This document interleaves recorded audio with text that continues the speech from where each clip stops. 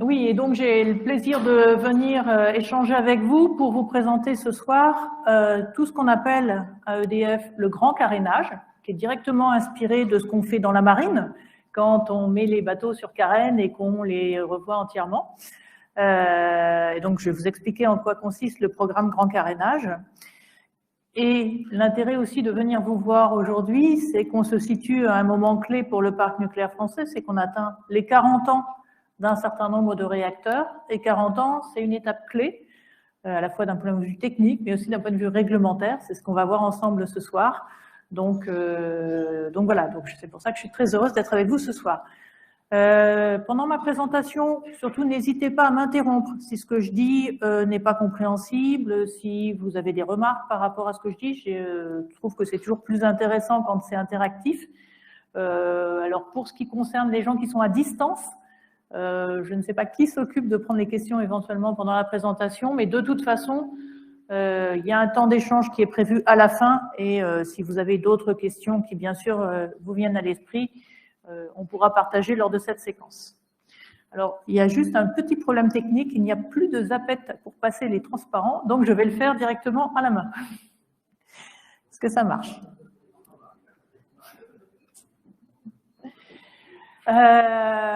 Donc juste un bref aperçu d'aujourd'hui, en février 2022, où on en est sur le parc nucléaire français existant, puisque on va aussi se projeter dans l'avenir. Donc vous le savez, actuellement on a 56 réacteurs qui sont en exploitation. Les 2 réacteurs de Fessenheim ont été arrêtés définitivement en 2019 et 2020. Ces 56 réacteurs, ils sont répartis sur 18 sites. Et on a une seule technologie en France, les réacteurs à eau sous pression, qui sont directement inspirés de la licence américaine Westinghouse, qu'on a reprise à l'origine du parc nucléaire. On a 3 paliers, comme vous le savez, qui représentent des puissances électriques différentes, le 900 MW, le 1300 MW et le 1450 MW. On a commencé par le 900 MW, donc l'âge moyen des 32 réacteurs du 900 est de 39 ans. On a 20 réacteurs de 1300 MW qui ont en moyenne 33 ans. Et les derniers, le palier N4, ils ont à peu près 20 ans. Et en même temps que ce parc en exploitation, vous le savez également, on a la construction de l'EPR de Flamanville qui se poursuit et dont on espère tous qu'on pourra mettre en service le réacteur dans les délais annoncés dernièrement.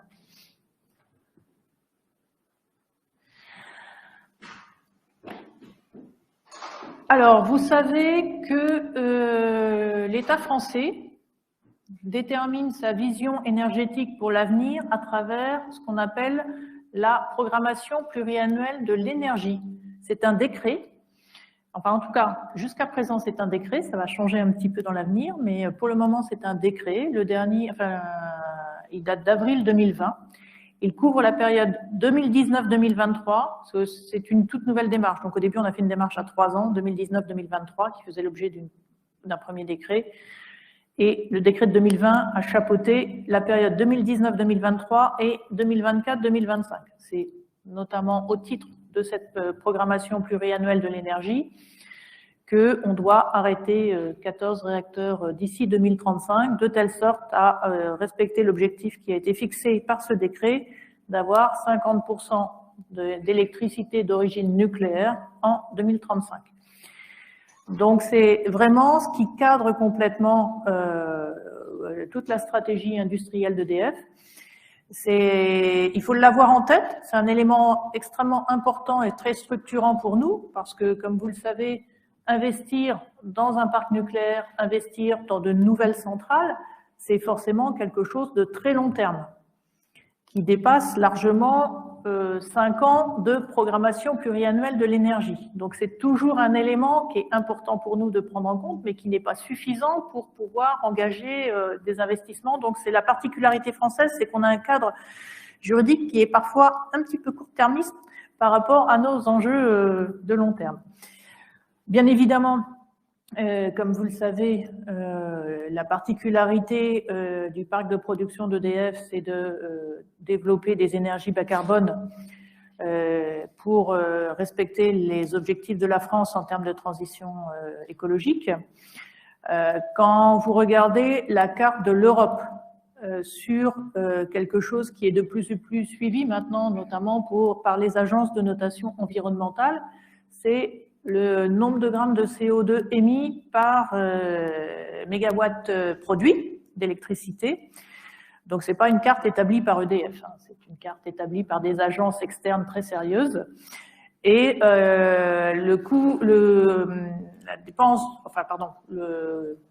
nombre de grammes de CO2 émis par le parc nucléaire français est de 10 grammes par mégawatt produit, ce qui est une valeur très basse, qui est en cours de réévaluation. Il y a des démarches... Pardon, il y a une question? Non. Donc, voilà, c'est 10, on dit plutôt 10. En ce moment, on est plutôt à 10. Il y a une nouvelle étude qui est en cours, qu'on va bientôt sortir d'ailleurs, puisqu'on fait ce qu'on appelle des études ACV, des analyses du cycle de vie, où on essaie effectivement, pour chaque étape du cycle de vie d'une centrale nucléaire, et ça part depuis les mines d'uranium en Afrique du Sud, en Australie, etc., jusqu'au démantèlement d'une centrale, ces études ACV, on essaie de quantifier effectivement tout ce que ça génère comme rejets divers et variés, et notamment aussi les émissions de CO2. Ce sont des études qui sont auditables, notamment par les agences de cotation environnementale. Il y en a une toute dernière qui est en cours de sortie, là, prochainement, qui va être sur ces chiffres-là aussi.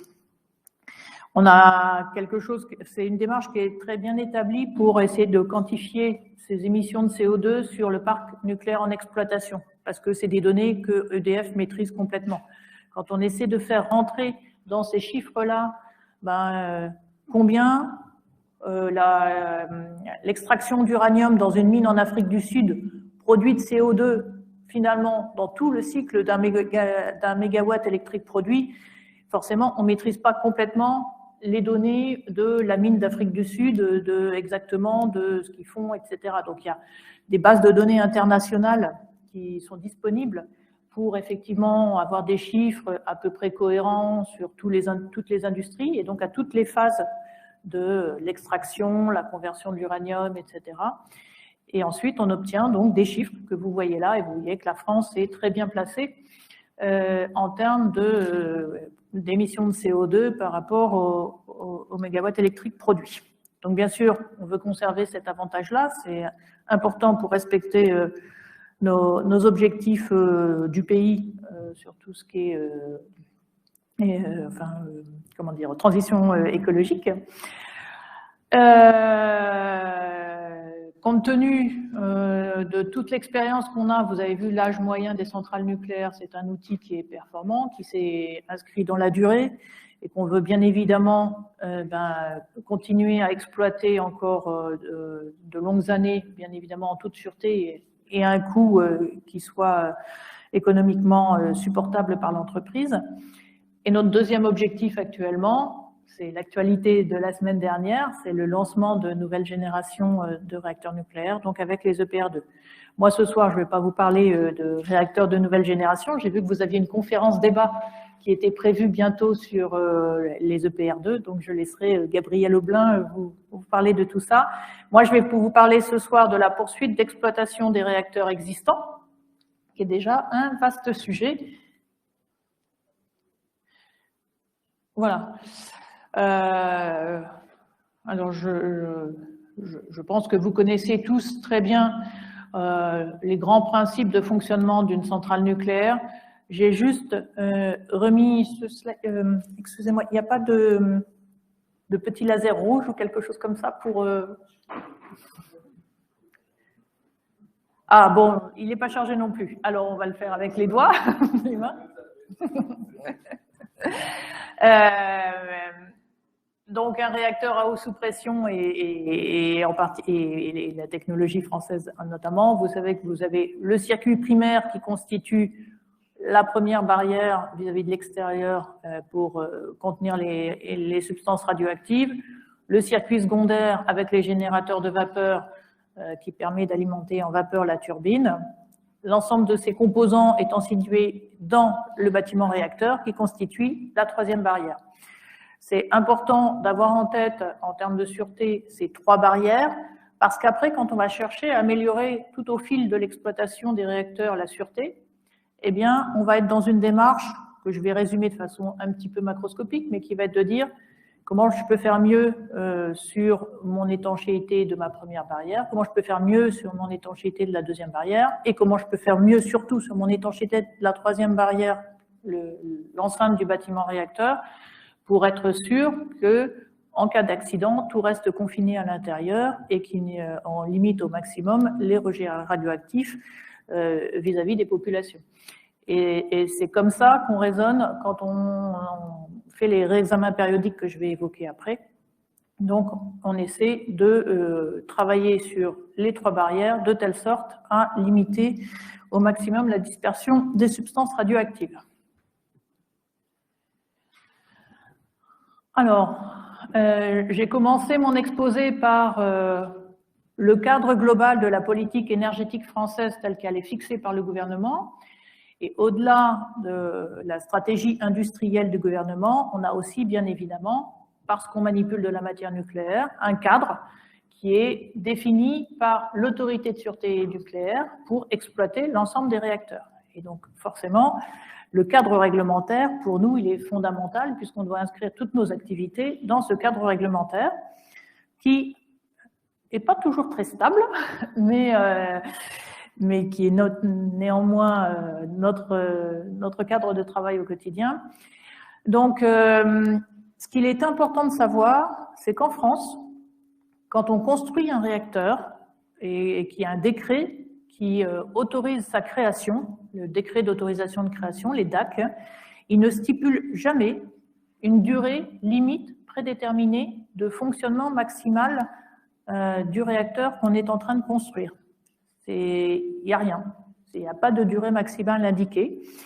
La stratégie, enfin pas la stratégie, la réglementation française prévoit, alors maintenant c'est dans le code de l'environnement, mais c'était vrai aussi antérieurement, prévoit de réexaminer tous les 10 ans la capacité d'un réacteur à pouvoir poursuivre son exploitation pour 10 ans supplémentaires.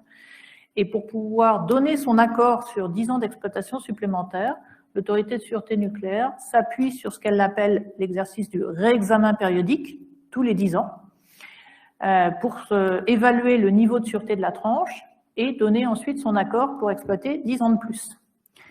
Alors, ce réexamen périodique, il est cadré dans tout un tas de textes et il comprend globalement deux grands volets, qui est d'abord la vérification de la conformité du réacteur. Est-ce que le réacteur, au bout de ces 10 ans d'exploitation qui avaient été autorisés, il est toujours bien conforme à l'ensemble des règles qu'il doit respecter en termes de sûreté. Et il y a un deuxième volet qui est ce qu'on appelle la réévaluation de sûreté, puisque l'autorité de sûreté nucléaire française souhaite qu'à chaque fois qu'on a exploité 10 ans un réacteur, on améliore la sûreté, parce qu'effectivement, une sûreté qui ne s'améliore pas, potentiellement, c'est plus de risques, c'est des régressions. Et donc, on procède tous les 10 ans, en même temps que la vérification de la conformité, à une réévaluation de sûreté pour améliorer à chaque fois le niveau de sûreté des réacteurs, en fonction d'un certain nombre d'objectifs qu'on propose à l'autorité de sûreté nucléaire, nous, côté EDF. On propose des objectifs en termes d'amélioration de sûreté. Et l'ASN nous dit, on est d'accord avec les objectifs que vous proposez, ou on souhaiterait que vous amélioriez encore plus tel ou tel point. Ça fait l'objet ensuite d'un cadre de travail concerté entre nous, et on lance, à partir de ce cadre, tout un tas d'études, tout un tas de modifications pour effectivement atteindre cette amélioration de sûreté. Actuellement, donc en 2022, compte tenu de l'âge moyen des centrales que je vous ai donné tout à l'heure, les tranches du palier 900, on a plusieurs réacteurs qui font leur 4e réexamen périodique actuellement. Sur les tranches du palier 1300, on en est au 3e réexamen périodique. Et le N4 est donc à son 2e réexamen périodique. Donc vous voyez, on a tout un panel en fait de réexamens en cours, toujours en parallèle, compte tenu de la durée de construction de l'ensemble du parc nucléaire français, ce qui veut dire que pour les équipes d'EDF, on a des équipes qui travaillent à la fois sur des référentiels de sûreté qui correspondent à des réacteurs qui ont 20 ans, des réacteurs qui ont 30 ans et des réacteurs qui ont 40 ans. Donc il y a une vraie complexité de concevoir tout ça et d'imaginer tout ça. Je voulais insister sur un point, le 4e réexamen périodique, qu'on va regarder ensemble tout à l'heure plus dans le détail, qui a une dimension particulière. Pourquoi une dimension particulière? Parce que comme je le disais tout à l'heure, pour lancer le programme des réacteurs à eau sous pression français, on s'est basé sur une licence américaine, Westinghouse, qui, à la base, prenait en compte une durée de fonctionnement de 40 ans. Alors, ne me faites pas dire ce que je n'ai pas dit. Ce n'est pas une durée maximale d'exploitation, 40 ans. C'est que quand on conçoit...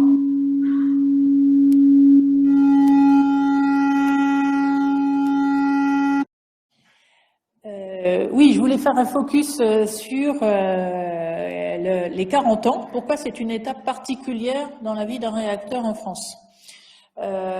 Donc, à la base, pour lancer l'ensemble du palier des réacteurs à eau sous pression, donc on a pris une licence américaine avec une durée qui avait été postulée de fonctionnement de 40 ans. Alors, pourquoi je dis durée postulée? C'est parce que quand on conçoit tous les équipements d'une centrale nucléaire, bien évidemment, il y a tout un tas de règles à respecter. Et en particulier, on doit garantir qu'on maîtrise le vieillissement des matériels et on doit garantir que ces matériels qui remplissent tout un tas de conditions pour résister, notamment aux conditions accidentelles quand on est dans le BR, dans le bâtiment réacteur, etc., eh bien, vous devez les tester. Et vous ne pouvez pas dire, parce que c'est techniquement pas envisageable, vous ne pouvez pas dire « mon matériel, il va tenir une éternité à toutes ces conditions-là ». Forcément qu'un matériel, ça vieillit intrinsèquement. Et donc, on prend une durée cible de 40 ans à la base pour qualifier l'ensemble de nos matériels.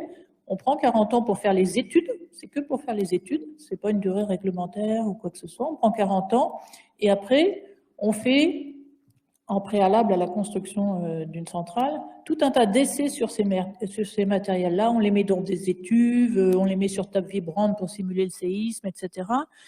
On leur fait subir des cycles accélérés de vieillissement. Et ces cycles accélérés de vieillissement, on les fait pour une durée de 40 ans. Donc le 40 ans, c'est une durée technique qui permet de garantir que les matériels qu'on a installés, ils sont aptes à assurer leur mission pendant les 40 premières années.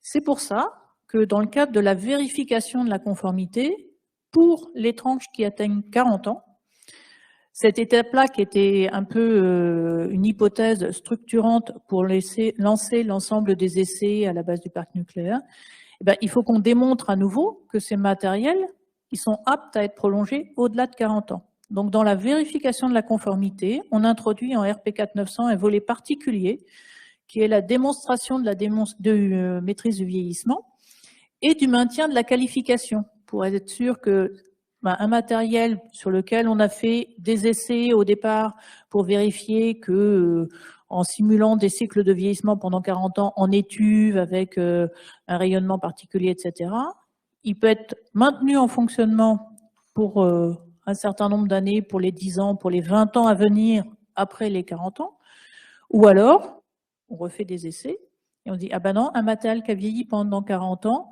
il ne peut pas garantir encore pleinement qu'il sera en mesure d'assurer ses missions sur les 10 ans de plus au-delà des 40 ans. Et là, on va le remplacer. » Donc cette notion de maîtrise du vieillissement et de maintien de la qualification, au-delà des 40 ans, c'est une étape particulière quand on est au 4e réexamen. Et c'est ce qu'on fait sur le palier 900 MW, alors qu'on n'a pas besoin de le faire sur le palier 1300 qui n'en est qu'à 30 ans et sur le palier N4 qui n'en est qu'à 20 ans.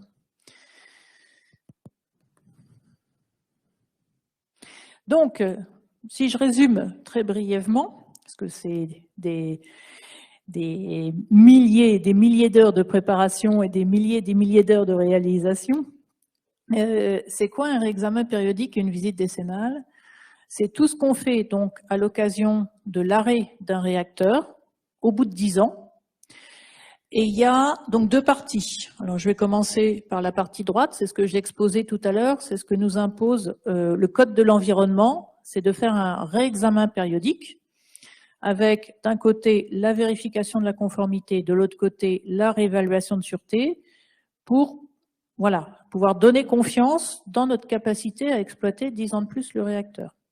Il y a un autre volet, c'est la partie gauche du schéma, qui est ce qu'on doit faire en plus du réexamen périodique à l'occasion de ces 10 ans, qui est régi par d'autres textes également, qui sont les règles générales d'exploitation des réacteurs, etc.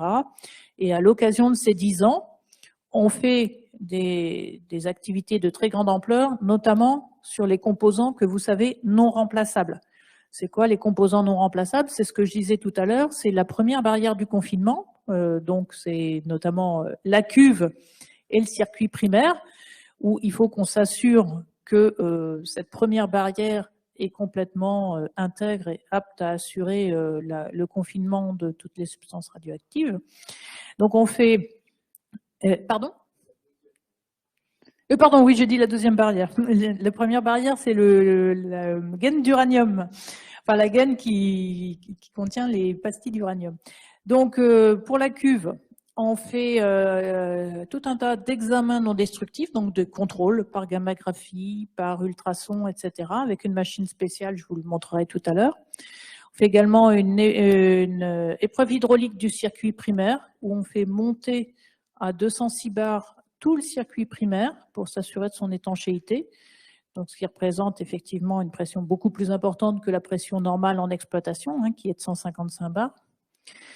Donc ça, c'est ce qu'on fait côté cuve et circuit primaire. Et on fait également une épreuve de l'enceinte de confinement, où on gonfle tout le bâtiment réacteur pour s'assurer de son étanchéité, et on le gonfle à 4 bars relatifs, parce que c'est représentatif de l'accident le plus pénalisant en termes de montée en pression dans ce bâtiment.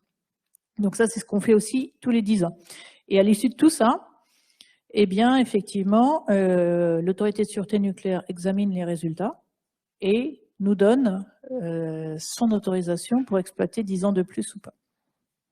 Et jusqu'à présent, on a toujours eu les autorisations. Juste un point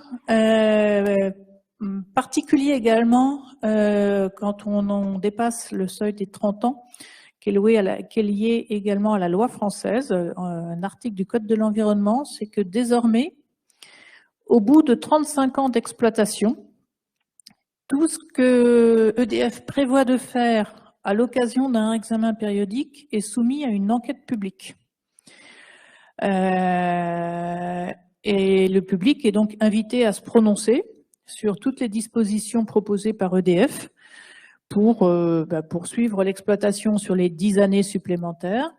Et l'autorité de sûreté nucléaire prend en compte les résultats de la consultation du public dans son avis pour autoriser effectivement EDF à exploiter 10 ans de plus un réacteur. Actuellement, j'en parle parce que vous n'êtes pas très loin des sites concernés. La première enquête publique qui a été initiée sur le parc nucléaire français a été faite pour Tricastin 1. Donc le réacteur de Tricastin qui est sur la vallée du Rhône, un petit peu en dessous de, enfin un peu plus qu'un petit peu en dessous de Lyon. Et cette première enquête publique s'est close lundi. Et il va y avoir une deuxième enquête publique qui va être faite pour les réacteurs de Bugey, donc beaucoup plus proche de chez vous dans l'Ain, puisque il y a déjà 3 réacteurs de Bugey qui ont atteint leurs 40 ans.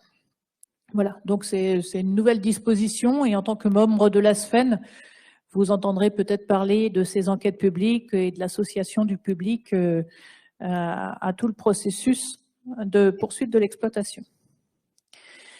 J'en ai fini pour tout ce qui concerne un petit peu le cadre juridique et réglementaire qui régit toute l'exploitation du parc existant. Est-ce que ça amène des questions ou des remarques de votre part? Non? Bon, alors je vais vous parler de ce qui me concerne plus directement, le programme Grand Carénage. Alors, c'est quoi le programme Grand Carénage? En janvier 2015, le conseil d'administration d'EDF a défini justement ce concept de grand carénage pour, je dirais, avoir une vision complètement intégrée de tous les investissements qu'il était nécessaire de réaliser pour le parc existant pour garantir le futur. Ça, de quoi on a besoin pour garantir le futur? Bien sûr, que nos centrales soient toujours en bon état. Donc forcément, il faut prévoir tous les investissements nécessaires pour assurer la maintenance courante, comme nous on fait, je dirais presque pour nos maisons. Hein. Il faut assurer un fonds de roulement pour garantir que la maintenance courante est toujours effectuée avec le niveau de qualité attendu. Et en même temps, c'est ce que je disais tout à l'heure, nos matériels, forcément, ils sont amenés à vieillir. Donc, il faut qu'on prévoie de les remplacer régulièrement à bon escient.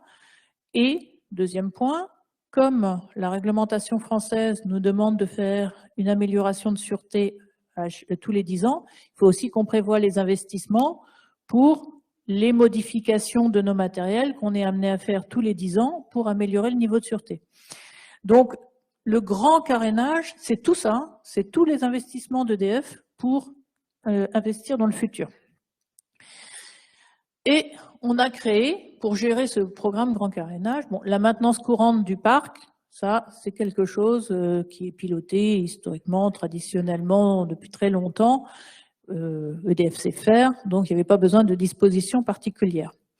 Par contre, tout ce qui est remplacement de gros composants, qui sont des activités extrêmement lourdes à réaliser, tout ce qui est concevoir des nouvelles modifications pour améliorer nos matériels, etc., c'est quelque chose qui est un petit peu plus compliqué à organiser, qui nécessite une organisation spécifique, des compétences spécifiques, et on a regroupé tout ça dans ce qui s'appelle le programme Grand Carénage. Donc le programme Grand Carénage, c'est tout ce qui relève des évolutions de l'exploitation. Et en parallèle, il y a la maintenance courante sur les matériels existants pour continuer à les exploiter correctement.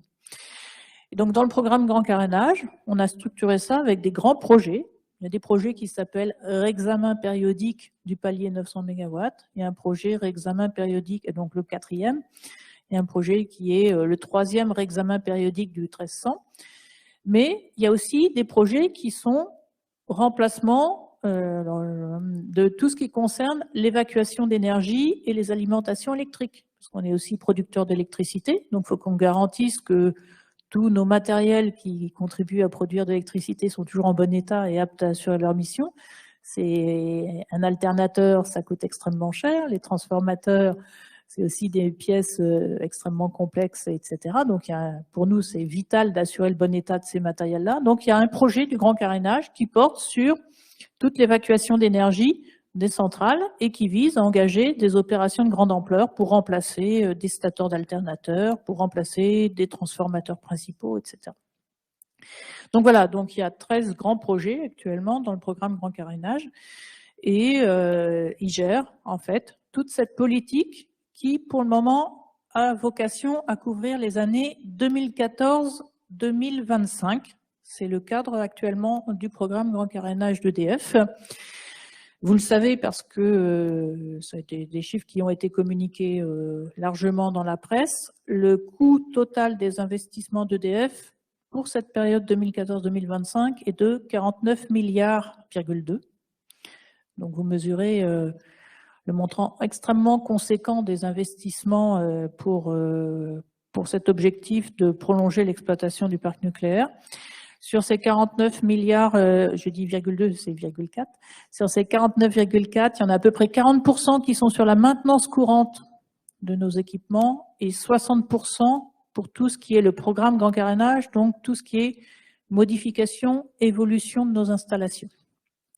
Ça fait globalement 4 milliards d'investissements par an sur la période 2014-2025.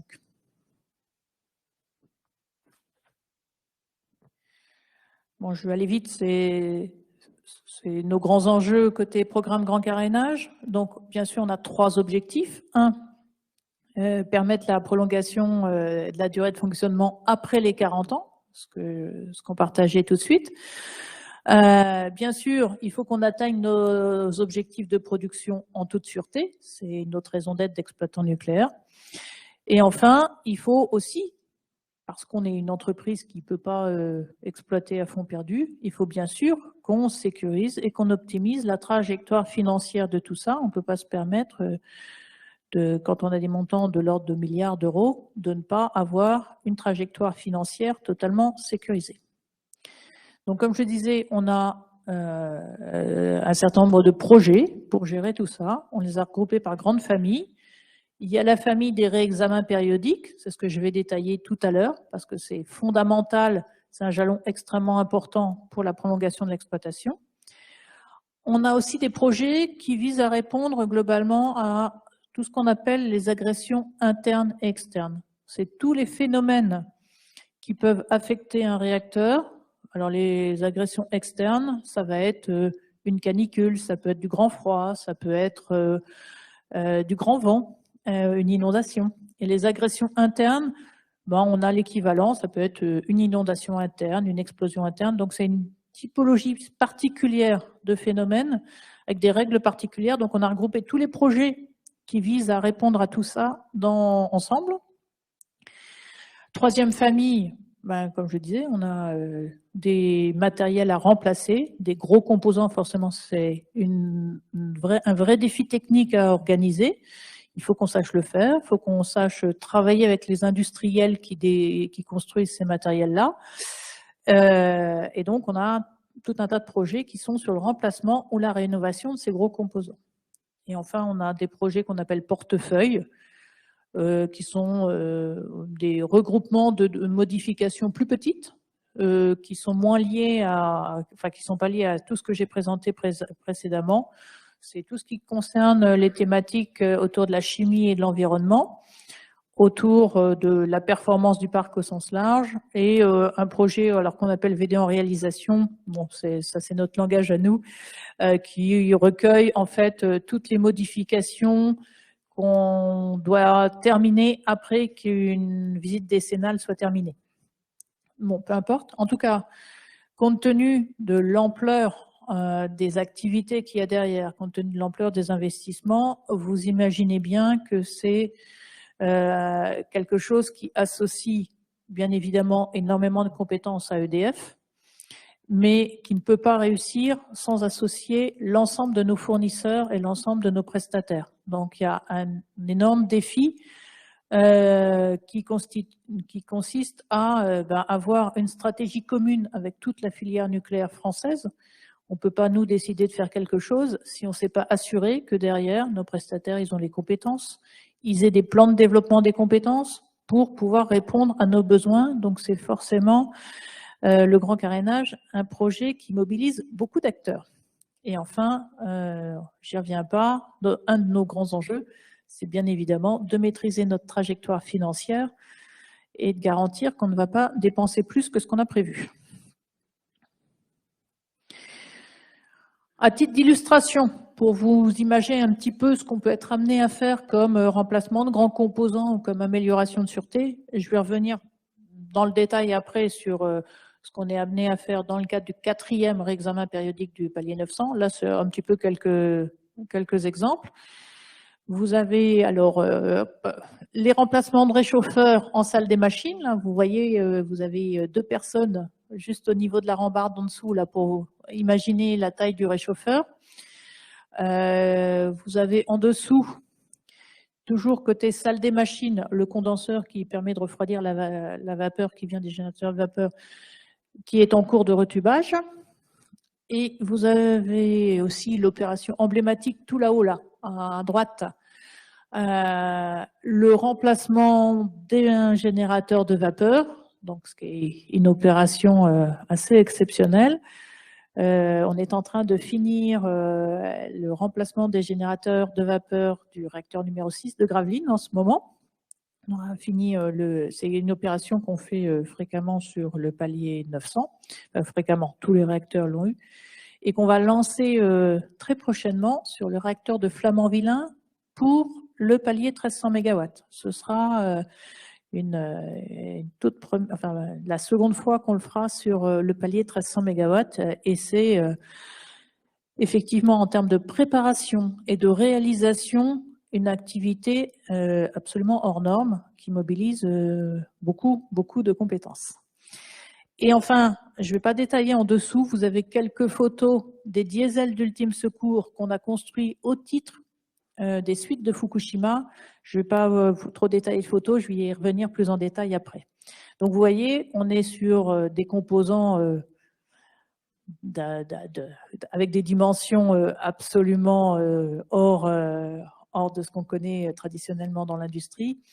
Et vous imaginez bien que pour être capable de réaliser ce genre d'intervention, eh bien, ça nécessite effectivement beaucoup de travail avec nos fournisseurs. Donc, je vous ai dit, côté programme grand carénage, on s'occupe de piloter toutes les modifications qu'on va faire sur les réacteurs existants pour améliorer leur niveau de sûreté. Et donc forcément, suite à l'accident de Fukushima, on a analysé tout ce qui était survenu sur Fukushima, les causes profondes, les similitudes avec le parc nucléaire français. Et ça nous a conduit à proposer à l'autorité de sûreté nucléaire un certain nombre de modifications qui sont donc là faites sur tous les paliers. C'est pas comme le 4e réexamen périodique dont je vais vous parler tout à l'heure, qui ne touche actuellement que le 900 MW. Là, les modifications post-Fukushima, on les a fait sur tous les paliers. Je vais vous expliquer en quoi ça consiste. Donc vous le savez, hein, je pense que vous avez tous en tête ce qui s'est passé à Fukushima avec le tremblement de terre, le tsunami. La centrale japonaise a fait face à des situations extrêmes en termes d'agression. Le tsunami d'une telle intensité n'était pas postulé dans le dimensionnement des installations, etc. Bon, je ne vais pas vous faire tout le Rex de Fukushima, mais en tout cas, on a étudié tout ce Rex-là sous l'angle effectivement de comment on peut être en capacité de faire face à une perte totale de la source de refroidissement du site sur tous les réacteurs simultanément, parce qu'on a un phénomène extérieur effectivement qui peut survenir, ou une perte totale des alimentations électriques que ceux externes, c'est-à-dire le réseau électrique autour de la centrale qui a été complètement détruit autour de la centrale de Fukushima, mais on postule également qu'on perd toutes les sources électriques internes. Vous savez qu'on a sur les réacteurs existants notamment 2 diesels de secours, on postule qu'on les perd, et on regarde si on est en capacité de gérer cette situation de perte totale des sources électriques. Et on a regardé en même temps si on était en capacité de faire face à des situations extrêmes, bien au-delà de ce qu'on a déjà pris en compte au moment de la conception des centrales, parce que bien évidemment, au moment de la conception des centrales, on prend en compte le séisme, on prend en compte l'inondation externe, on prend en compte tout un tas de sortes de vents, etc.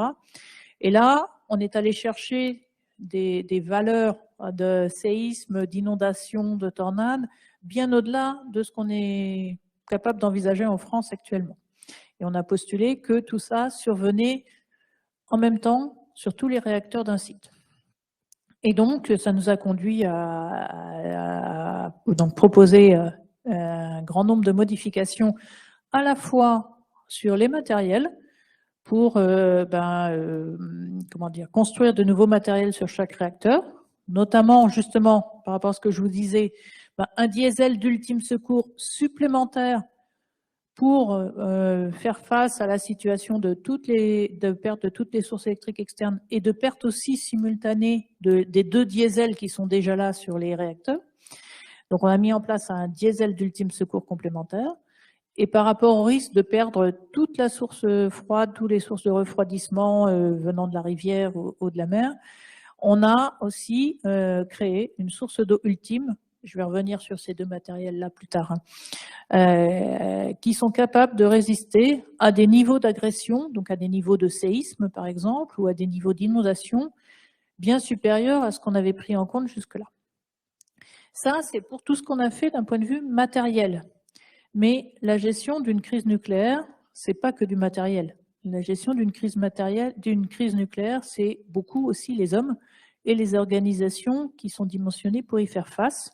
Donc, on a beaucoup travaillé aussi sur le renforcement de nos organisations, qui s'est concrétisé très vite après Fukushima avec la création de la Force d'action rapide du nucléaire, la FARN, qui a été créée dès 2012. Vous connaissez peut-être la Force d'action rapide d'EDF, parce que ça fait très longtemps qu'elle existe, qui intervient quand il y a des catastrophes, notamment sur le réseau électrique. La dernière fois un peu emblématique, c'était quand il y a eu les inondations dans le secteur de la Roya, dans les Alpes-Maritimes, où là on envoie des équipes en hélicoptère avec des moyens un petit peu hors normes pour intervenir. Ben, la force d'action rapide du nucléaire, elle a été conçue un petit peu sur le même principe que la force d'action rapide qu'EDF avait développée depuis de longues années pour intervenir en cas de force majeure. Donc il y a 300 personnes qui travaillent pour la FARN, et je vais vous expliquer en détail un petit peu plus quelles sont les missions de la FARN après. Mais au-delà de la création de cette FARN, on a aussi renforcé les équipes sur site, et notamment les équipes qui exploitent le réacteur dans les salles de commande, donc les services conduite, où on a, on a renforcé les équipes de plus de 250 personnes. Voilà, donc deux axes de travail, à la fois un axe matériel en construisant beaucoup de nouveaux matériels qui tiennent à des situations extrêmement pénalisantes, et un axe organisationnel et humain pour renforcer la compétence des équipes et renforcer notre capacité à faire face à ce genre de situation. Alors, vous imaginez bien qu'on n'a pas fait ça en une année, parce que c'était aussi des investissements extrêmement conséquents, et ça demandait à concevoir des choses qu'aucun exploitant nucléaire mondial n'avait intégré non plus dans sa façon de concevoir les centrales nucléaires. Donc on a déroulé les modifications post-Fukushima en deux phases, 2012-2015 et 2015-2021. 2021, c'est donc 10 ans après l'accident de Fukushima, c'était un peu la date emblématique qu'on s'était fixée pour avoir terminé l'ensemble de ce qu'on avait prévu de faire au titre des enseignements de Fukushima. Donc, dans la phase réactive, entre 2012 et 2015, qu'est-ce qu'on a fait? On a agréé la FARN et on a mis en place tout un tas de matériel complémentaire pour être en capacité justement de donner à la FARN les moyens d'agir sur le terrain si jamais on se retrouvait dans une situation où on avait perdu tous les moyens de refroidissement ou si on avait perdu toute l'alimentation électrique d'une centrale. On a mis en place des nouveaux matériels, je vais y revenir, et on a aussi dimensionné ce qu'on appelle les plans d'urgence. Les plans d'urgence, c'est toutes les procédures qui sont écrites à l'avance pour gérer tout ce qu'il y a à faire sur un réacteur qui est en situation accidentelle, en mettant en place un plan d'urgence qui est capable de faire face à une situation accidentelle sur tous les réacteurs simultanément sur un même site. Donc ça, c'est ce qu'on a fait sur la période dite réactive. Et en même temps, on a travaillé pour mettre en place des dispositions pérennes de grande ampleur. Donc on a embauché beaucoup de gens pour les équipes de conduite. On a aussi travaillé sur tout ce qui est compétences et entraînement des équipes de conduite, notamment sur simulateurs, avec des exercices, mais des exercices qui introduisent des situations inattendues, pas forcément complètement décrites dans les procédures, pour voir la capacité des équipes à faire face justement à ces situations qui sont un petit peu hors dimensionnement, qui ne sont pas expliquées parfaitement dans les livres, pour effectivement renforcer leurs compétences à faire face à des situations inattendues. On a renforcé l'Organisation nationale de crise également. Et donc, au-delà de cette dimension organisationnelle, on a aussi travaillé sur la dimension matérielle en créant tout un tas de moyens complémentaires, dont les diesels d'ultime secours et les sources d'eau ultimes. Donc, au total, ça a représenté 800 modifications matérielles sur l'ensemble du parc. Et à 2021, on a quasiment fini toutes ces modifications, à la fois de la phase réactive, la phase des dispositions pérennes. Il en reste, allez, 7 qui ne sont pas complètement finies à l'heure où on se parle, mais c'est presque fini. Elles sont en cours. Et ce n'était pas une échéance réglementaire, hein, 2021. C'était un objectif qu'on s'était fixé. Voilà. Mais elles devraient bientôt être opérationnelles, ces 7 dernières. Alors, quelques zooms sur les dispositions les plus emblématiques qu'on a été amené à mettre en place au titre du REX de Fukushima. Premièrement, la création de la force d'action rapide du nucléaire. C'est quoi son objectif? C'est d'être capable d'accéder à tous les sites en moins de 12 heures pour aller aider un site qui se trouverait en difficulté parce que faisant face à une situation extrême complètement hors norme par rapport à ce qu'on a prévu, du type de, effectivement, ce que la centrale de Fukushima a vécu en 2011. Donc, les 300 personnes de la Farn sont réparties sur 4 sites en France. À Palluel, sur les bords de la Manche, à Dampierre, dans le centre de la France, à Civaux, à côté de Poitiers, et à Bugey, pas très loin de chez vous. Et à partir de ces 4 bases, il y a donc des équipes qui sont basées dans ces 4 endroits. Elles sont capables, en moins de 12 heures, de rejoindre tous les sites de France et de pouvoir aider le site en difficulté. Alors, je vais dire comment. Hein, on les a équipés avec des engins tout-terrain, des barges que vous voyez là sur les petites photos. Vous voyez les barges qui sont là. Ils ont des camions de transport de matériel qui passent partout. Ils ont des hélicoptères qui permettent d'atteindre le site, quelles que soient les dégradations autour du site. Moi, j'étais sur Gravelines quand la Farn est venue faire son exercice sur les 6 réacteurs. Et là, vous voyez les hélicoptères qui arrivent. On a fait des exercices pour connecter des tuyaux raccordés directement sur les bâtiments des réacteurs. C'est très impressionnant quand on les voit agir avec... voilà, ils arrivaient par la mer, par l'air. C'est vraiment des exercices impressionnants.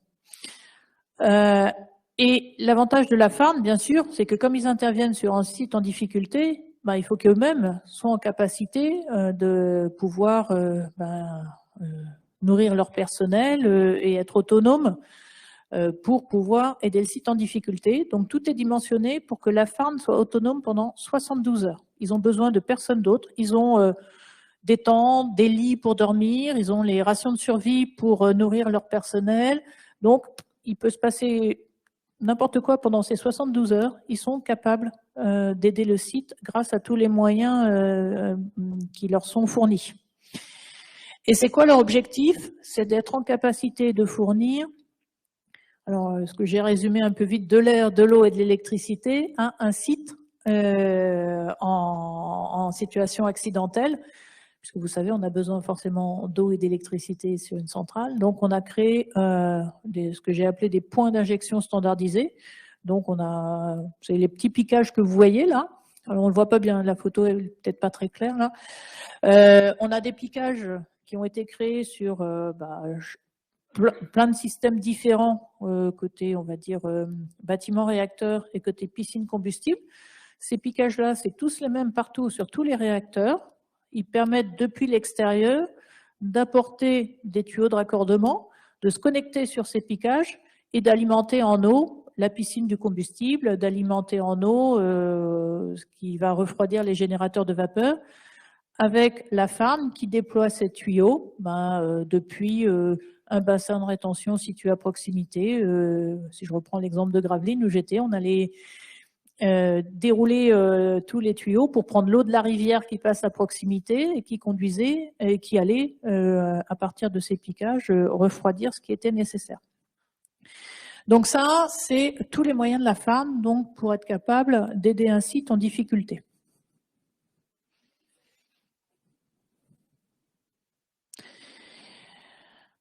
Je vous l'ai dit, en termes de timing, donc on postule qu'il y a un accident qui survient sur un site à un instant T, en 12 heures.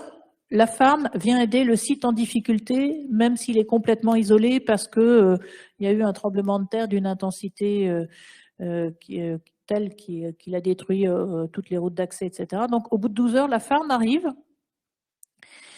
et elle est capable, pendant 3 jours, d'alimenter, grâce à ses moyens propres, le réacteur. Mais on s'est dit, il faut qu'on renforce ça, parce que ça dépend encore de moyens mobiles de la farm, etc. Donc, on s'est dit, il faut aussi qu'un site soit complètement autonome en termes de système support, donc eau et électricité, pendant 3 jours. Donc, pour assurer cette autonomie totale d'un réacteur pendant 3 jours, on a créé les diesels d'ultime secours pour alimenter en électricité les réacteurs. Donc, on en a créé 56. Et les 56 DUS du parc sont en exploitation depuis février 2021. Le dernier a été mis en service à Paluel au mois de février 2021. Donc, toutes les tranches en disposent maintenant. Et on a créé aussi des sources d'eau ultimes. Au-delà de ce que je vous expliquais, par exemple, sur Gravelines, on va dans la rivière à côté, on déroule des tuyaux flexibles entre la rivière et les réacteurs pour les réapprovisionner en eau en cas de situation accidentelle. Là, on a créé en dur une source d'eau ultime qui est alimentée par le DUS, donc ça veut dire qu'elle est apte à fonctionner dans toutes les situations extrêmement envisagées. Soit on fait des forages en nappe, soit on prend des stockages existants, soit on crée des nouveaux stockages. On a une source d'eau ultime qui est opérationnelle depuis décembre 2021 sur chaque site, chaque réacteur. On a 56 sources d'eau ultime qui sont en service. Et que ce soit le diesel d'ultime secours ou que ce soit la source d'eau ultime, ils sont dimensionnés pour résister à des situations extrêmes en termes d'intensité de séisme, en termes de niveau d'inondation, en termes de tornades. C'est pour ça que, alors je ne sais pas si vous le voyez bien, ça c'est un bâtiment de diesel d'ultime secours. Donc ça fait une vingtaine de mètres de haut. J'aurais pu remettre la photo tout à l'heure. C'est assez parlant quand on voit les gens juste à côté. Donc ça, c'est le bâtiment d'un diesel d'ultime secours. Donc vous voyez la hauteur que ça représente. On en a construit un par réacteur.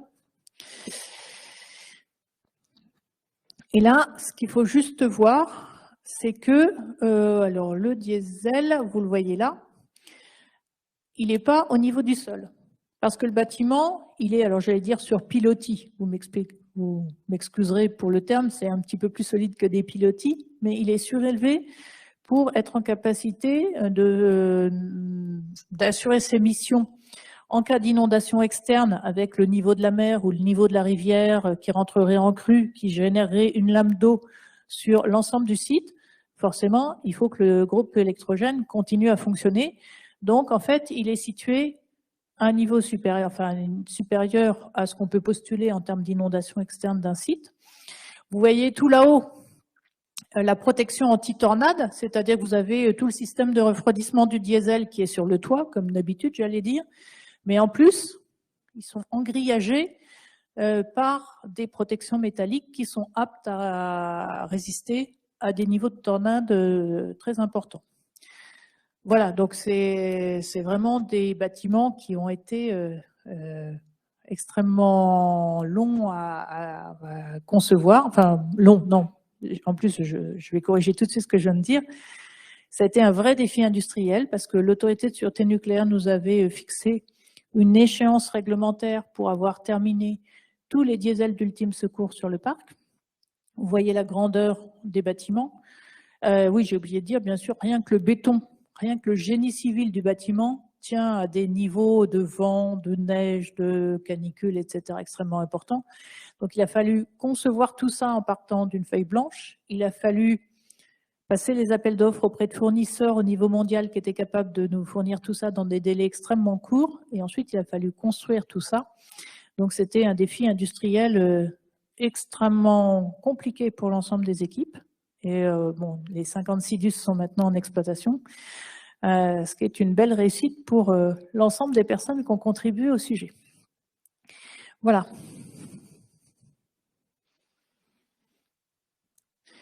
Et je vais en terminer là pour les modifications post-Fukushima. Ce que je vous ai expliqué, c'est que tout ce qu'on a fait au titre des enseignements directs de Fukushima, on l'a concentré sur les années 2012-2021. Donc là, on a intégré l'ensemble du retour d'expérience issu de Fukushima. On a terminé toute la phase qu'on avait prévue. Pour autant, forcément, ça a éclairé notre façon d'appréhender les agressions, notre façon de concevoir la démonstration de sûreté. Donc on continue au fil de l'eau, dans le cadre de nos réévaluations de sûreté qu'on doit faire tous les 10 ans. Forcément que la catastrophe de Fukushima, on continue à travailler dessus et qu'on continue à intégrer des modifications matérielles pour continuer à améliorer le niveau de sûreté. Mais là, on ne le fait plus avec une échéance calendaire d'avoir tout terminé au bout de 10 ans après l'accident de Fukushima. On l'intègre dans nos réexamens périodiques pour que ça constitue, je dirais, un lot d'activités cohérent avec ce qu'on fait tous les 10 ans sur la centrale. Donc on continue à faire des modifications qui sont liées au ex de Fukushima, mais on l'intègre au fil des réexamens périodiques. Et toujours avec la vision d'être de plus en plus robuste vis-à-vis des agressions extrêmes, d'éviter, de renforcer tout ce qui concerne les accidents graves. Alors, accident grave, c'est quoi? C'est le terme qu'on utilise pour les accidents avec fusion du cœur, de telle sorte à ce que, effectivement, on prévienne tout risque de fusion du cœur, et aussi qu'on sache limiter tous les rejets dans l'environnement en cas de situation accidentelle. C'est ce que je vais vous détailler maintenant. Avant de passer au réexamen périodique, est-ce que sur ce que je vous ai expliqué sur les modifications post-Fukushima suscite des questions de votre part?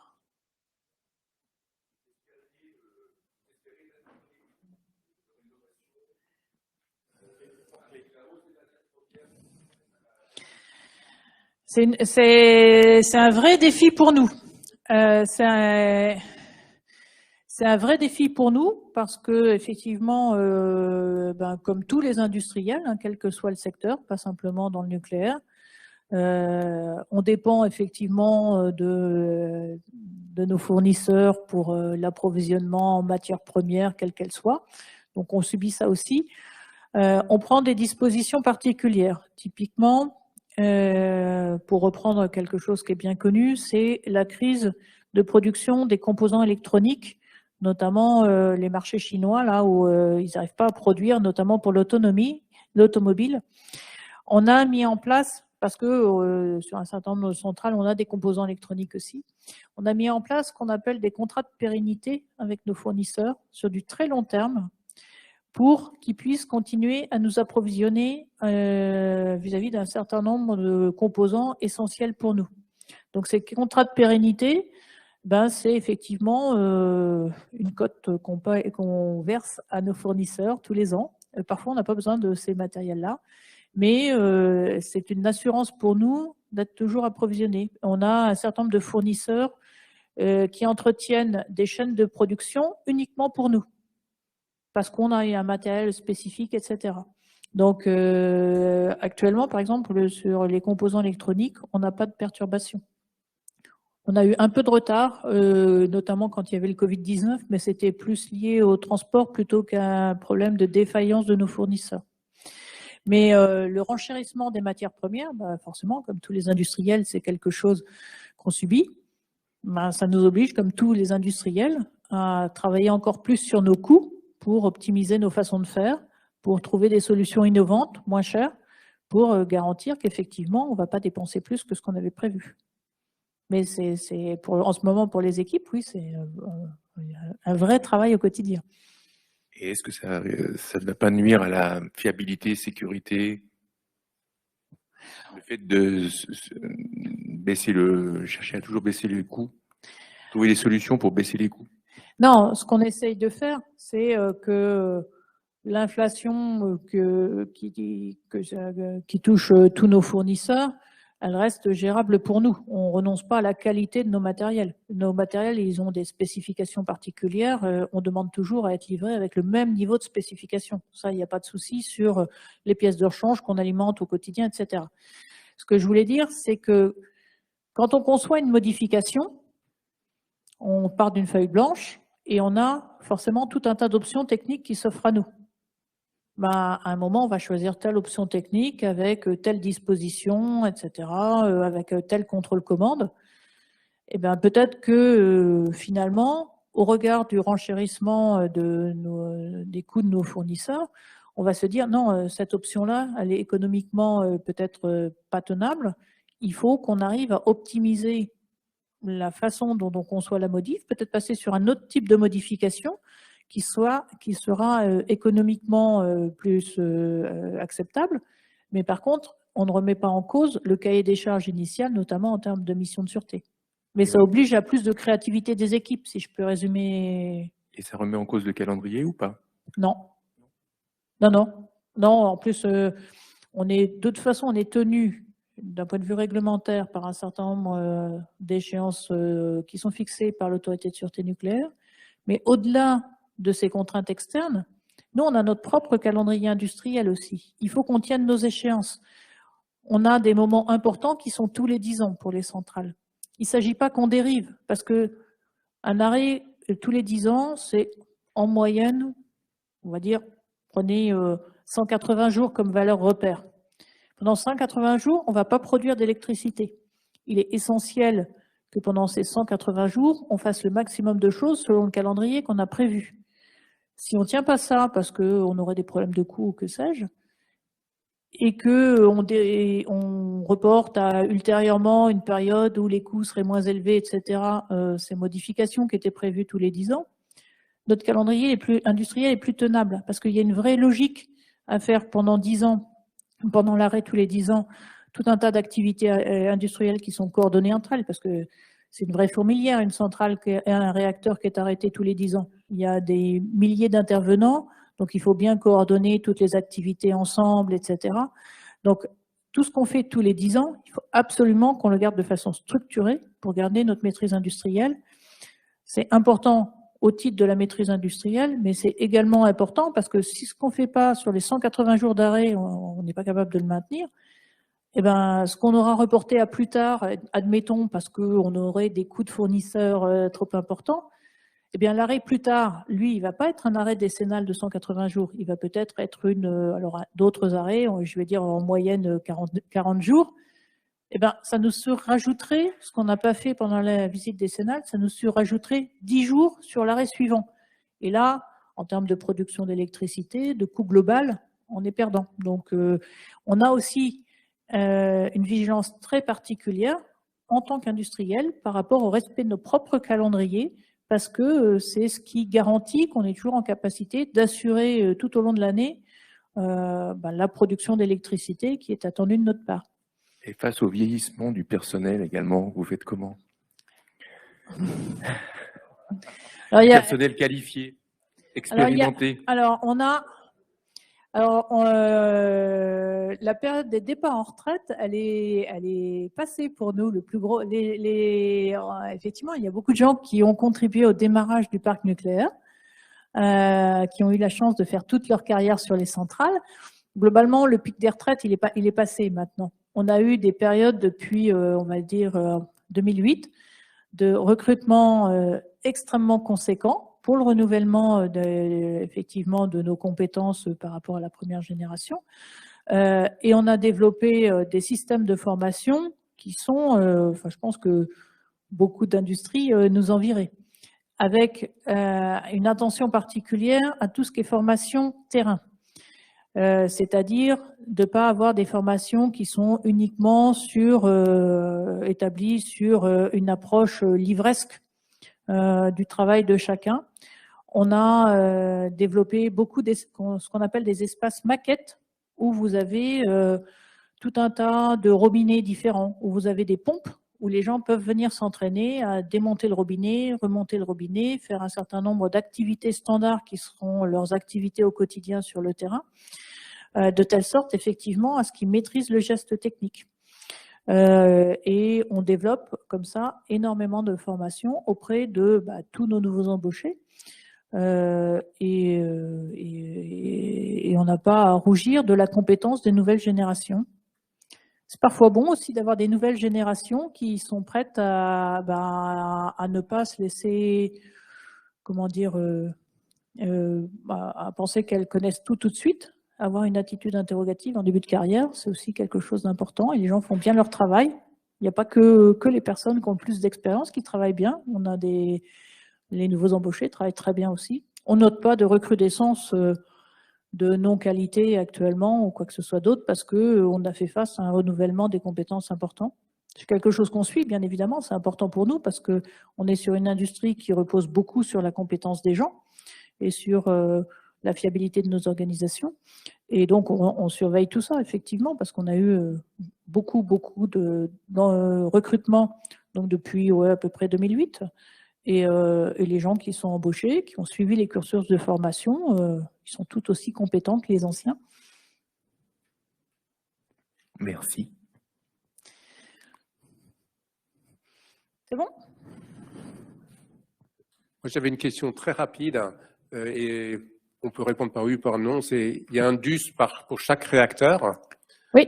Est-ce que chaque réacteur peut accéder au DUS du voisin? Ah, des interconnexions entre les DUS. Des interconnexions entre les DUS et les réacteurs. C'est-à-dire sur un site, chaque réacteur doit compter sur son propre DUS ou il peut compter sur le DUS du réacteur voisin? Alors, c'est une question très précise, qui n'est pas tout à fait, qui vient de quelqu'un qui connaît le sujet. Non? Oui, un peu ça, oui. Oui, c'est des choses qu'on examine, mais c'est pas opérationnel actuellement. On a, vous savez, une architecture électrique dans un réacteur nucléaire qui est déjà particulièrement complexe parce qu'on doit séparer une voie qui doit être totalement indépendante d'une voie B pour que si une voie électrique tombe en panne, la voie B, enfin l'autre voie puisse reprendre complètement toutes les missions de la voie qui est tombée en panne. On a, alors je vais faire très très simple, dans le cadre du 4e réexamen périodique, on a développé une 3e voie électrique, je vais l'appeler comme ça, pour venir encore plus en redondance par rapport à la voie et la voie B. Quand je vous dis ça, vous vous dites, bon ben, il a fallu tirer des fils supplémentaires d'un côté, des fils électriques, etc. C'est très simple finalement. Non, c'est très compliqué. Parce que rien que dans les locaux électriques, donc vous avez des locaux avec plein d'armoires électriques, plein de cellules électriques, etc., avec des locaux voie A, des locaux voie B. Et on est venu réimplanter d'autres câbles électriques pour assurer une 3e voie de secours sur des réacteurs qui, à la base, ne sont pas conçus comme ça, pour ça. Et j'ai oublié de préciser une dimension qui est très importante, c'est que pour faire toutes ces modifications-là, celles de post-Fukushima, mais celles qu'on réalise tous les jours au titre du grand carénage, on les réalise sur des réacteurs qui sont en exploitation.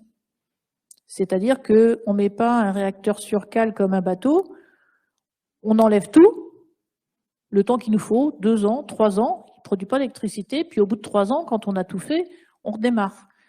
Non, on ne fait pas ça. On continue à faire les modifications alors que les réacteurs sont en exploitation. Soit ils produisent de l'électricité, soit ils sont en arrêt pour remplacer le combustible. Mais pour autant, on doit maîtriser nos arrêts, la durée de nos arrêts, parce que justement derrière, on est attendu pour garantir la production d'électricité. Donc le vrai défi technologique de tout ce qu'on fait, c'est qu'on le fait sur des centrales qui restent en fonctionnement. Et là, pour intégrer la 3e voie électrique, alors même que tous les composants de la centrale sont alimentés en électricité, on a inventé des nouvelles choses, des nouvelles façons de passer les câbles électriques dans les locaux électriques pour rejoindre les armoires électriques existantes, etc. Donc maintenant, vous avez des espèces... Alors, je vais le dire de façon imagée pour que vous compreniez l'image. C'est un petit peu plus complexe que ça dans la réalité. On a fait des faux planchers dans les locaux pour glisser par-dessous les nappes de câbles électriques, c'est des gros câbles parce que c'est de la puissance, Et donc maintenant, quand vous marchez dans les locaux électriques, vous marchez sur un espèce de faux plancher où il y a les câbles électriques de la 3e voie électrique qui passent dessous pour être raccordés aux armoires existantes. Et il y a des défis technologiques comme ça qui sont associés à toute l'architecture électrique qui sont assez impressionnants. Et donc on a les 2 alimentations externes, le 400 kV, le 225 kV qui alimentent chaque réacteur. On a les 2 diesels de secours qui existent depuis toujours, qui assurent la redondance entre les 2 voies électriques, voie A, voie B.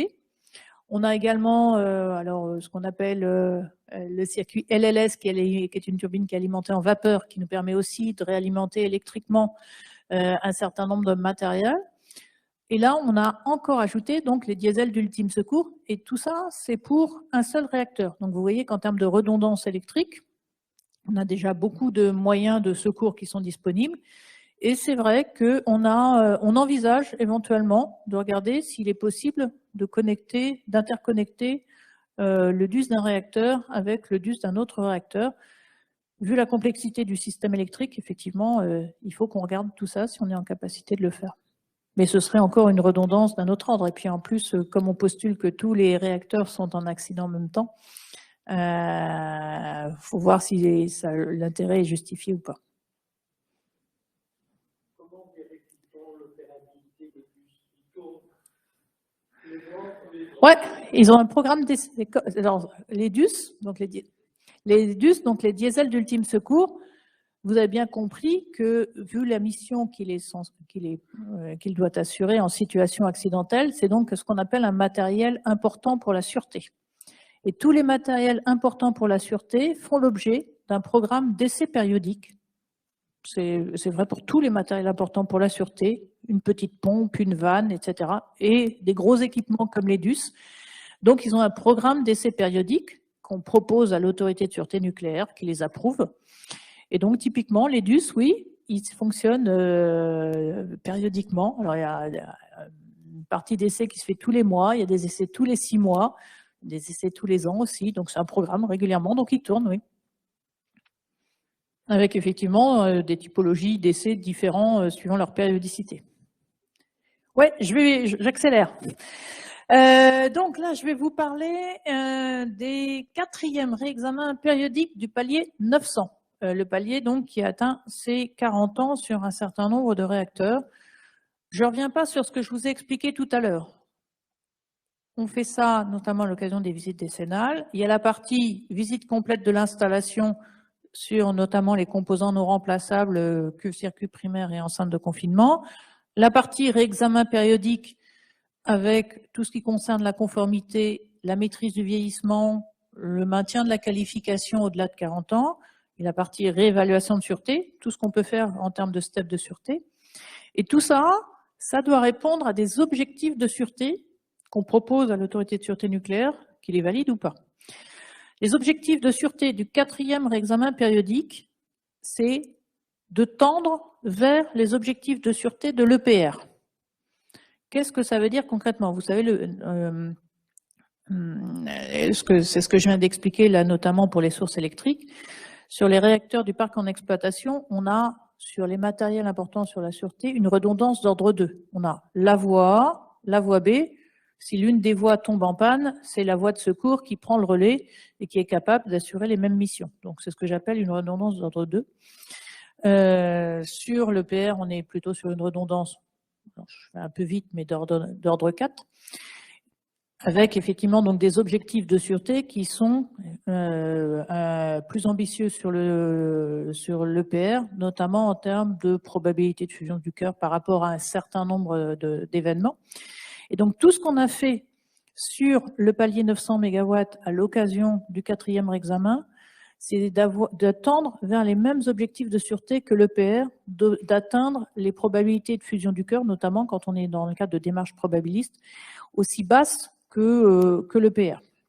Et donc, pour ça, on a travaillé sur un certain nombre de sous-objectifs pour effectivement diminuer les conséquences radiologiques des accidents sans fusion du cœur, d'améliorer encore la résistance de l'installation aux agressions. C'est ce que je disais tout à l'heure dans la poursuite de nos réflexions après Fukushima eh bien, on s'est dit on va essayer d'aller voir au-delà encore si on peut améliorer la robustesse des tranches. Troisième objectif, c'est éviter le maximum de rejets et d'effets durables dans l'environnement pour les accidents avec fusion du cœur. Et quatrième objectif, qui là n'est pas sur le cœur dans la cuve, mais qui est sur les assemblages combustibles qui sont stockés dans la piscine de désactivation dans le bâtiment combustible, c'est d'éviter le risque de fusion de ces assemblages-là en cas d'accident. Bon, je vous ai mis juste quelques photos illustrant ce qu'on fait au titre des visites complètes. Là, c'est le contrôle de la cuve avec la machine d'inspection en service. Vous voyez l'espèce de tripode que vous avez là, qui permet de faire les contrôles de la cuve, qui est là, avec des moyens de mesure qui sont généralement des contrôles gamma, enfin des radiographies. Voilà, donc ça dure 15 jours et c'est un moment important dans la visite décennale. On fait également l'épreuve hydraulique du circuit primaire, où on monte le circuit primaire à 206 bars pour vérifier, enfin on vérifie pas, on quantifie les fuites à 206 bars et c'est un critère qui est validé par l'autorité de sûreté nucléaire puisqu'il y a des inspecteurs de l'autorité de sûreté nucléaire qui viennent pendant cette épreuve et qui inspectent soigneusement chaque soudure, chaque recoin du circuit primaire pour s'assurer qu'il est conforme à l'attendu. Donc c'est aussi une épreuve importante pendant les visites décennales. Et enfin, troisième point important, l'épreuve enceinte. On gonfle le bâtiment réacteur à la pression envisagée en situation accidentelle pour s'assurer qu'il est bien étanche et qu'il respecte les critères que l'autorité de sûreté nous a fixés. Voilà pour illustrer les trois grands moments d'une visite décennale. Je vous disais, pour les quatrièmes réexamens périodiques, on a une dimension particulière qui est la maîtrise du vieillissement et garantir que tous nos matériels qui ont été qualifiés par essai pour 40 ans sont toujours aptes à assurer leur mission. Et ça va jusque dans le détail. J'ai mis deux exemples. Le remplacement de certains matériels sur le système de contrôle de commande des grappes du cœur. Donc, on a remplacé tout un tas de composants. Et on a également modernisé un certain nombre d'armoires, notamment de systèmes de mesure de la puissance nucléaire.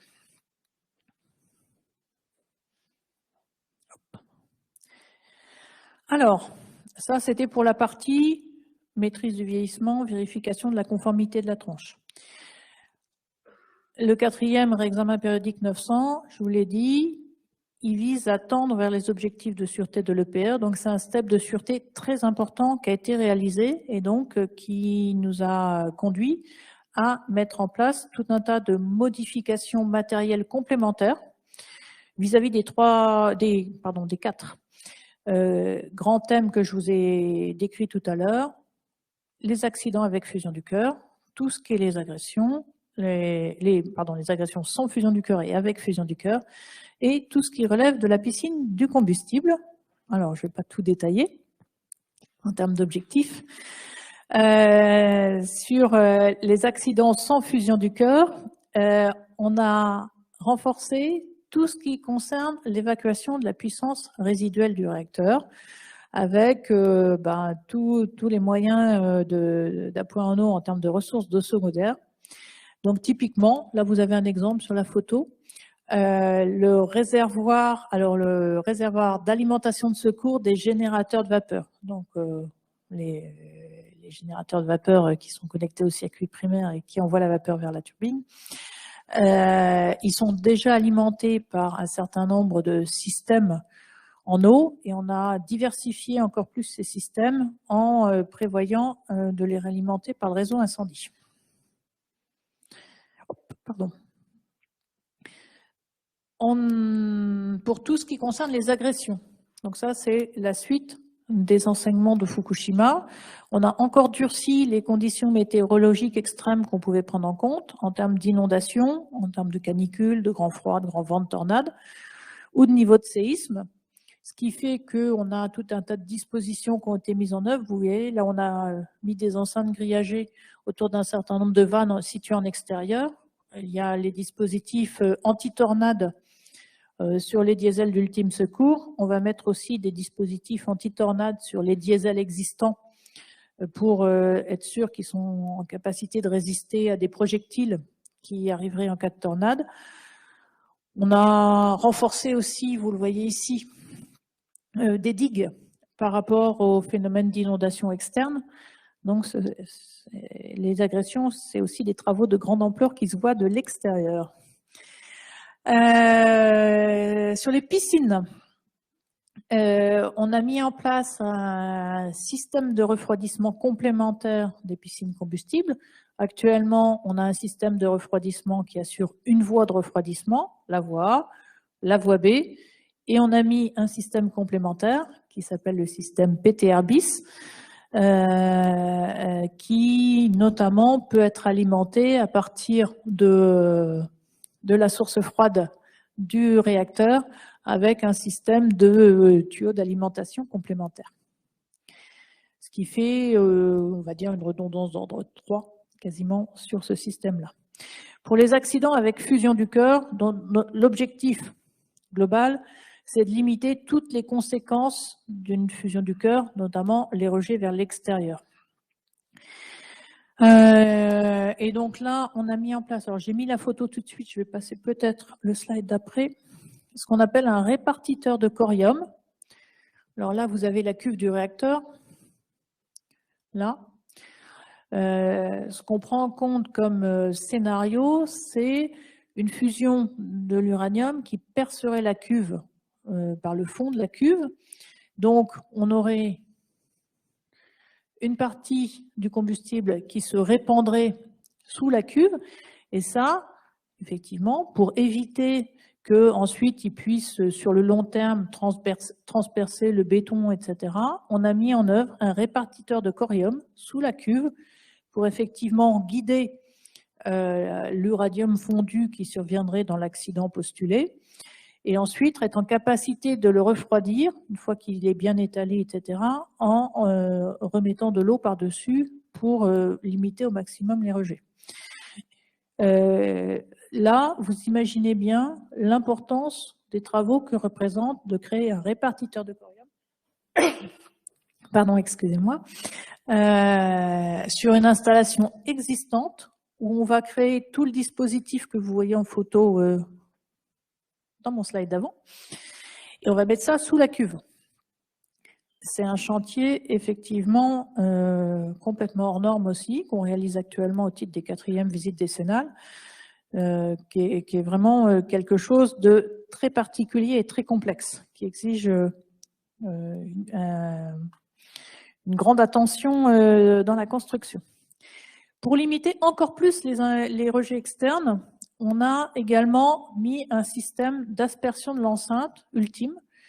Il existe déjà un système d'aspersion de l'enceinte, puisque vous savez, en cas d'accident, on a donc du dégagement d'iode, et pour rabattre les iodes, on a le système EAS, donc d'aspersion de l'enceinte, qui fait aussi diminuer la pression de l'enceinte. Eh bien, on a une voie B sur le système actuel d'aspersion de l'enceinte. On a mis un système d'aspersion enceinte ultime, complémentaire, pour contribuer à baisser la pression et la température dans l'enceinte en cas d'accident.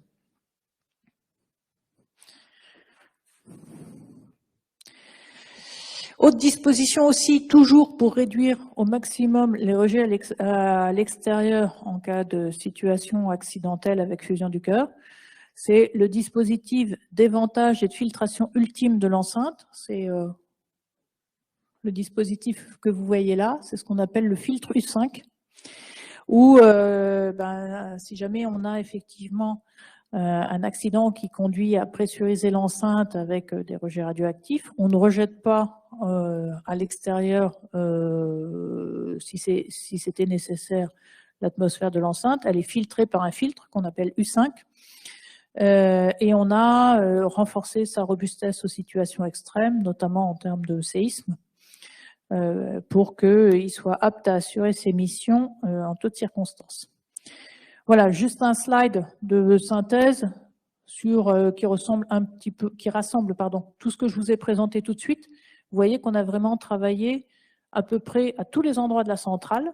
C'est pour ça que ces dernières années, en particulier sur les réacteurs de 900 MW, les arrêts de tranche sont une vraie fourmilière, mais également quand on est tranche en fonctionnement, parce que vu l'ampleur des modifications, on est aussi obligé d'intervenir quand les réacteurs fonctionnent.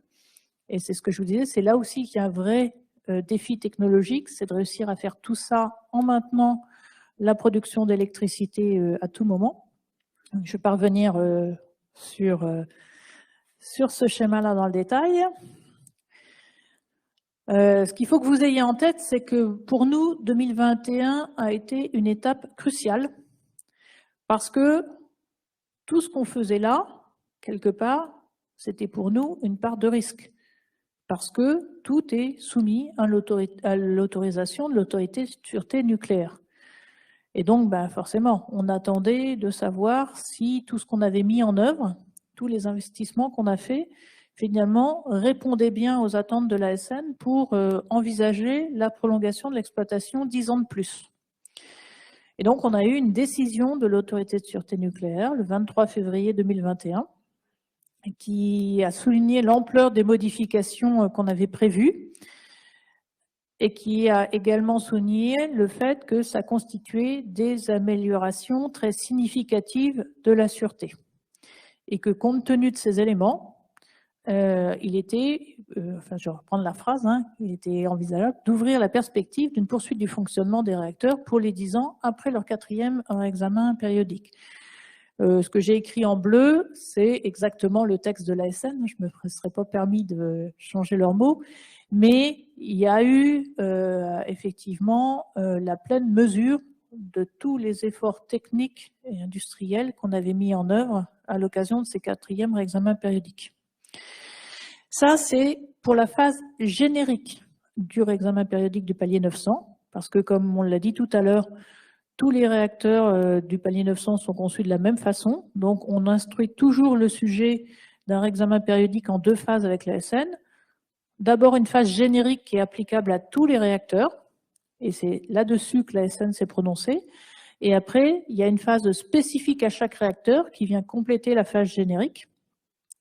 Et c'est à l'issue de ces 2 phases, la phase générique plus la phase spécifique à chaque réacteur au moment de ses 40 ans, que l'ASN se prononce sur la prolongation de l'exploitation, non pas du parc en entier, mais réacteur par réacteur.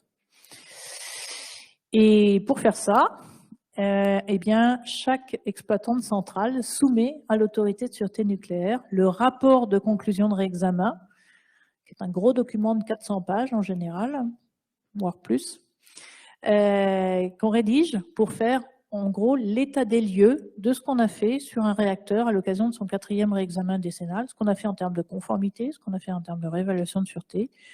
On le transmet à l'ASN et au ministère de la Transition écologique. Et ensuite, l'ASN prend position sur l'aptitude du réacteur à fonctionner 10 ans de plus.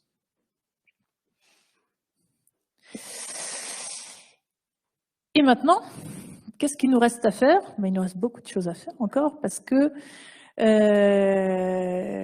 pour les 4e réexamens périodiques, on a eu, entre guillemets, la chance d'avoir un étagement des 4e visites décennales. Le premier réacteur qui a fait sa 4e visite décennale, c'est le réacteur de Tricastin 1 en 2019.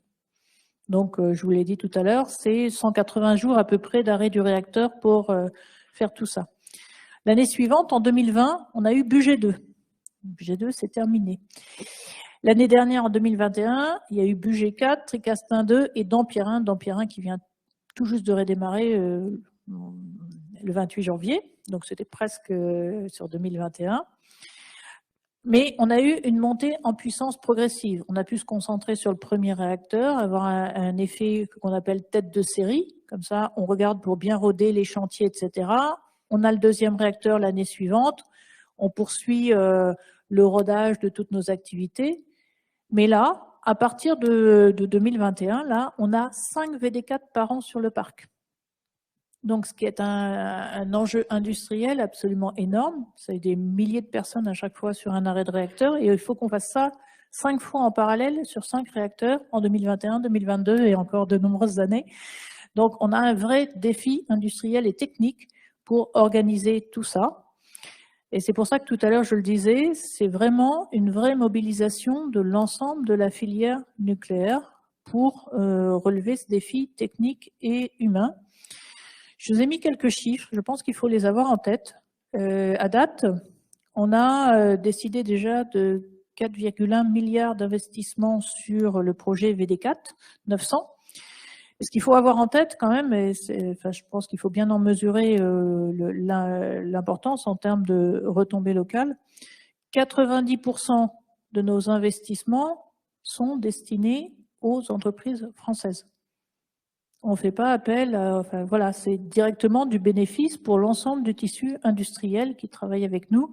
Je vous ai mis dans le détail, hein, toutes les études, c'est 98% des études qui sont faites en France, par nous ou par nos fournisseurs. 89% des approvisionnements sont issus aussi de l'industrie française.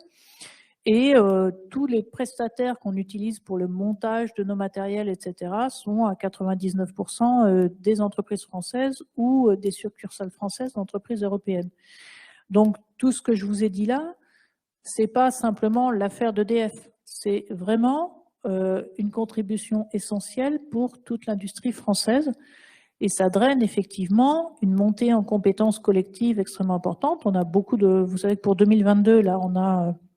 plus de 15 000 recrutements qui sont prévus par EDF, mais ce n'est pas que EDF qui va augmenter aussi ses effectifs, c'est tout le tissu industriel qui travaille avec nous, qui va recruter un certain nombre de collaborateurs, et on travaille avec eux tout un dispositif de développement de compétences pour être en capacité effectivement collectivement de garantir tout ça, bien en assurant toujours la production d'électricité pour le pays sans arrêter des tranches pendant des années et des années. Voilà, j'en ai fini pour ma présentation. Je vous remercie de votre attention en tout cas. Et je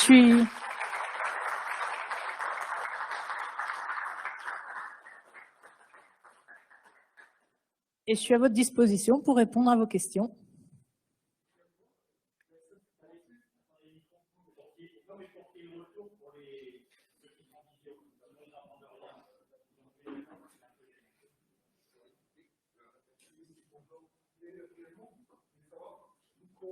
Oui, c'est bon. Moi, je vous entends. Je ne sais pas si la salle vous entend, par contre.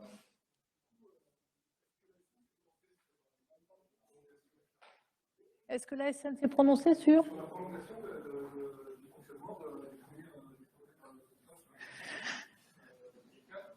Pas encore. Et je vais vous dire pourquoi. La SN, elle a donné son avis positif sur toute la phase générique. Donc du palier 900, avec ce que je viens de vous dire sur le fait que ça représentait des améliorations très significatives pour la sûreté. Tricastin, on l'a sous les yeux, a fait sa première visite, ça a été la première 4e visite décennale sur le parc en 2019. Ensuite, le site a transmis son rapport de conclusion de réexamen dans le délai dicté par la SN à la SN. Ça, c'est fait. Mais c'est ce que je vous ai dit tout à l'heure. Derrière, maintenant, quand les centrales dépassent 35 ans, il y a un autre dispositif qui doit être mis en œuvre avant que la SN se prononce sur l'aptitude du réacteur à fonctionner 10 ans de plus. C'est l'enquête publique. L'enquête publique est faite auprès de toutes les communes autour de 10 km du réacteur de Tricastin 1, la consultation de toutes les parties prenantes. Et comme je vous l'ai dit tout à l'heure, l'enquête publique de Tricastin, la toute première du genre, s'est terminée lundi. L'enquête a été close par les commissaires enquêteurs lundi. Donc, vous savez, c'est un processus très codifié, une enquête publique. Il y a des commissaires enquêteurs qui sont nommés par le préfet. Donc là, lundi a été clos tout ce que le public pouvait faire comme remarque dans les registres qu'il y avait dans les mairies, où on a mis aussi en place un registre dématérialisé sur Internet. Les commissaires enquêteurs, après, ils analysent tout ça, ils compilent ça dans un rapport qui est remis au préfet. et à l'autorité de sûreté nucléaire. Et ensuite seulement, l'autorité de sûreté nucléaire peut se prononcer et émettre son avis sur l'aptitude de la centrale à fonctionner 10 ans de plus. Alors concrètement, la centrale peut fonctionner comme ça sans, enfin, c'est une autorisation provisoire. Elle attend combien de temps? Et ce qu'il faut avoir en tête, c'est que à chaque arrêt de tranche, depuis toujours, pardon, à chaque arrêt de réacteur, depuis toujours, quand on arrête un réacteur, pour avoir le droit de le redémarrer, on dépose auprès de l'autorité de sûreté nucléaire ce qu'on appelle une demande d'autorisation de divergence. Cette demande d'autorisation de divergence, là, on reçoit un accord formalisé, écrit, signé de l'autorité de sûreté nucléaire qui nous dit « Vous avez le droit de fonctionner pour un cycle de plus ». Et donc ça existe depuis toujours. Et il y a une trace écrite de l'autorisation de l'accord de l'autorité de sûreté nucléaire. L'aptitude à fonctionner 10 ans de plus, c'est plutôt une autorisation chapeau complémentaire dans laquelle l'ASN nous demande souvent de mettre en place des dispositions complémentaires à certaines dates pour être sûr qu'on va bien les mettre en œuvre. Ça ne change rien au fait qu'on peut continuer à exploiter chaque année au titre de l'autorisation de divergence qui nous est délivrée.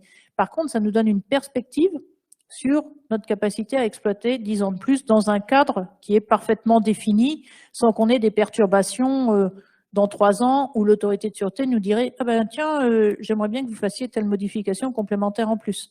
Ça nous permet d'avoir un cadre de stabilité en termes de référentiel sur les 10 ans à venir. Donc là, le cycle, excusez-moi, le cycle, c'est combien là, l'autorisation? Un cycle, ça dure combien de temps? Alors, sur les réacteurs de 900 MW, c'est 12 mois. Ça veut dire que dans un an, donc là en 2019, en 2020...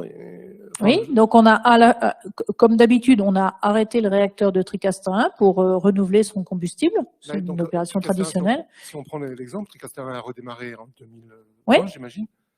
Et là, on est en 2022, vous avez un cycle. Donc, quand c'est que l'ASN va se prononcer sur... Alors, c'est ce que je disais.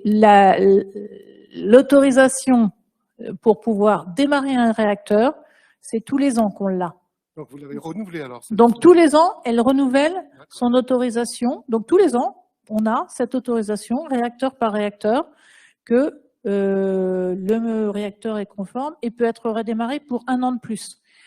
L'intérêt de la démarche réexamen périodique vis-à-vis des 10 ans, c'est de pouvoir convenir, si j'utilise le terme un petit peu de façon inappropriée, avec l'ASN, d'un référentiel de sûreté globale pour les 10 ans à venir, en termes de, effectivement, modifications matérielles qui sont faites, en termes de documentation d'exploitation qui va s'appliquer, pour que nous, on puisse se projeter, monter en compétence nos équipes pour les 10 années à venir. On ne peut pas engager des modifications aussi importantes que ça en se disant, dans 2 ans, si ça se trouve, ça va encore changer.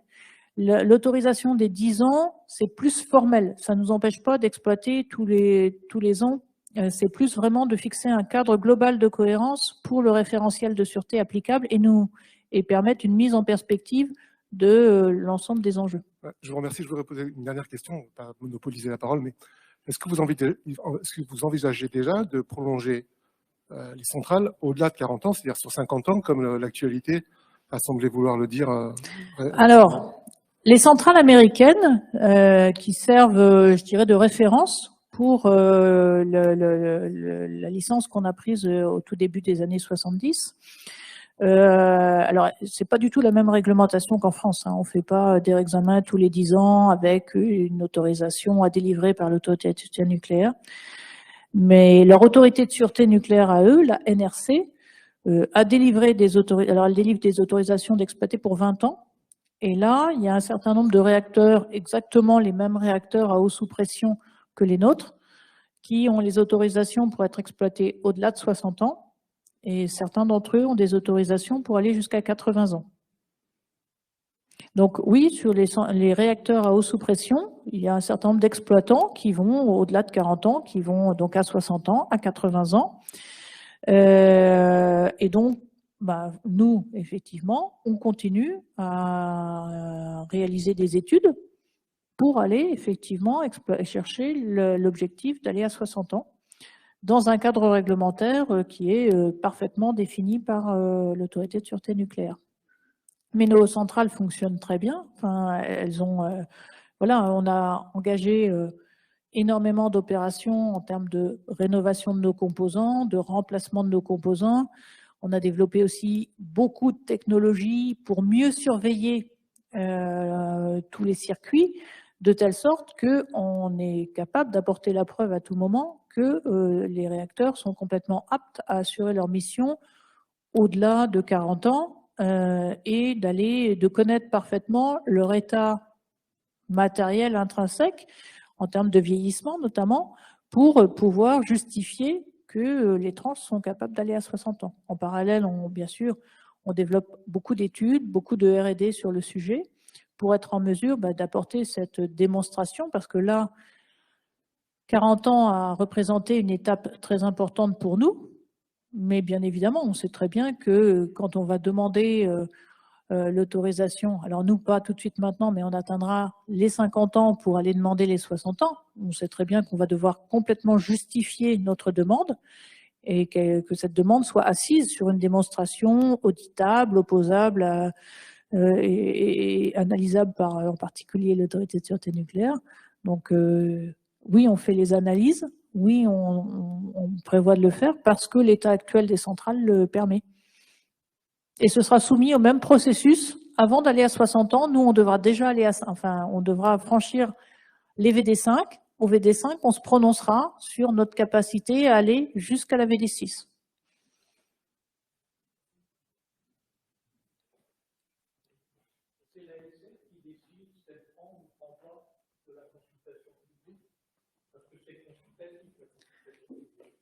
C'est consultatif, oui. Le commissaire enquêteur remet son rapport à l'issue de la prise en compte des remarques de l'ensemble du public. Et l'ASN, effectivement, prend ce qu'elle souhaite.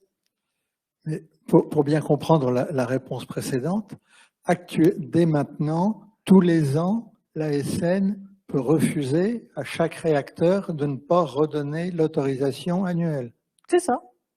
Tous les ans, si on ne faisait pas correctement notre travail à l'occasion d'un arrêt de réacteur, donc tous les ans, ça dure 1 mois à peu près en ordre de grandeur, un arrêt de réacteur pour renouveler le combustible, faire les opérations de maintenance qui doivent être faites sur l'ensemble de nos matériels. Donc pendant 1 mois, on arrête le réacteur et pour pouvoir le redémarrer, on doit déposer un dossier spécifique. Si lui prend l'envie de ne pas donner l'autorisation, elle le peut. Ah ouais. Donc, on est quand même dans un... Elle est le gendarme. Dans un monde un peu précaire.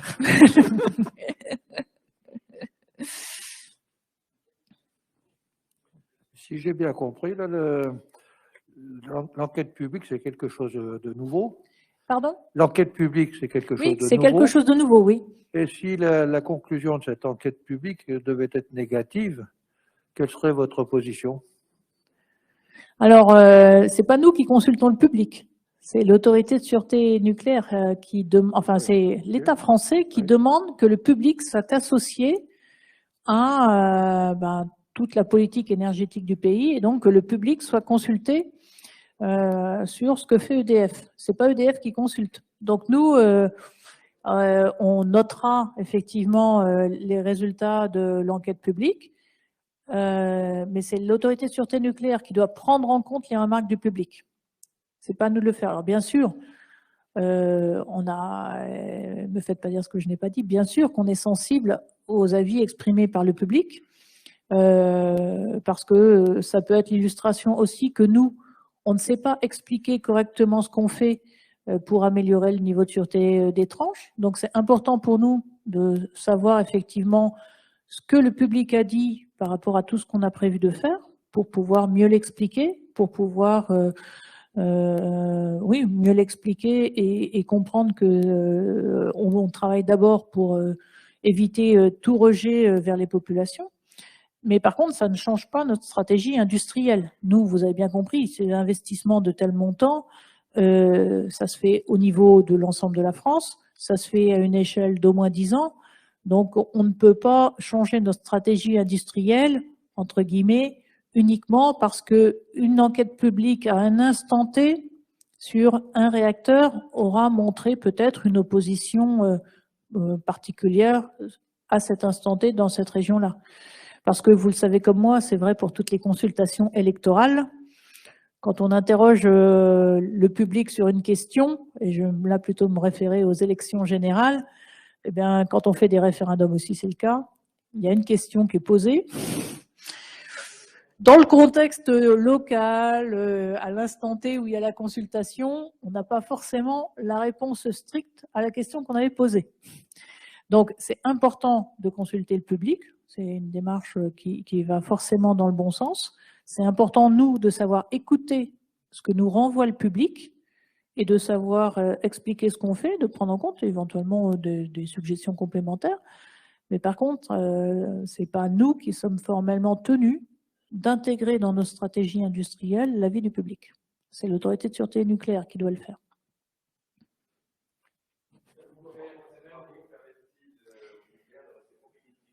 Pardon ?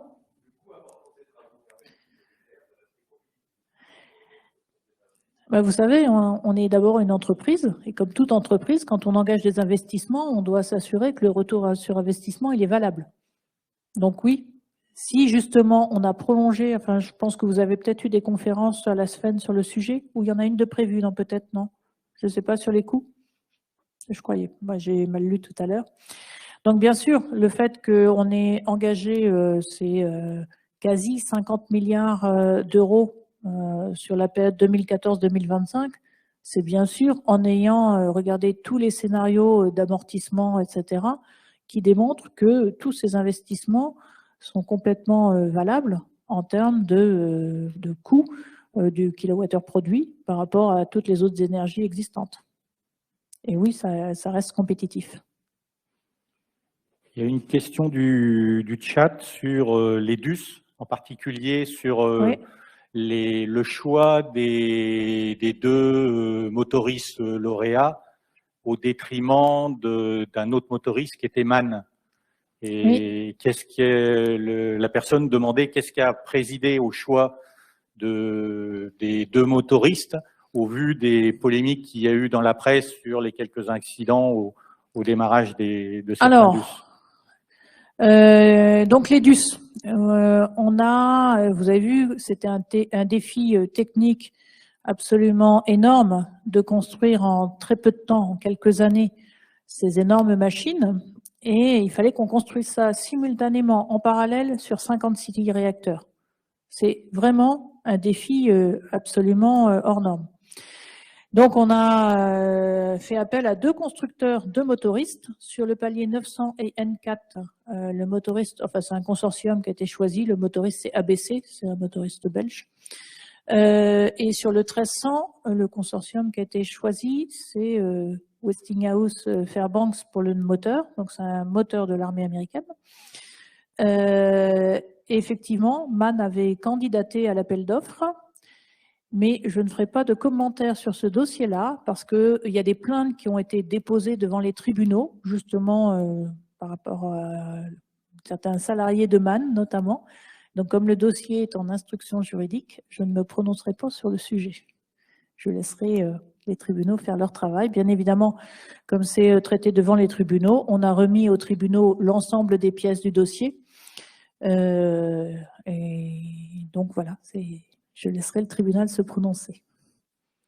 Il y a eu déjà, vous l'avez lu dans la presse, de toute façon, un certain nombre d'avis des tribunaux qui ont été saisis sur les dossiers d'affectation des marchés des DUS. Et les premiers avis qui ont été rendus par les tribunaux indiquent qu'effectivement, tout ce qu'a fait EDF est conforme aux procédures d'appel d'offres applicables à toutes les industries françaises et qu'il n'y a pas de défaut de suivi des procédures d'appel d'offres. Mais comme l'instruction n'est pas finie, je laisserai les tribunaux instruire.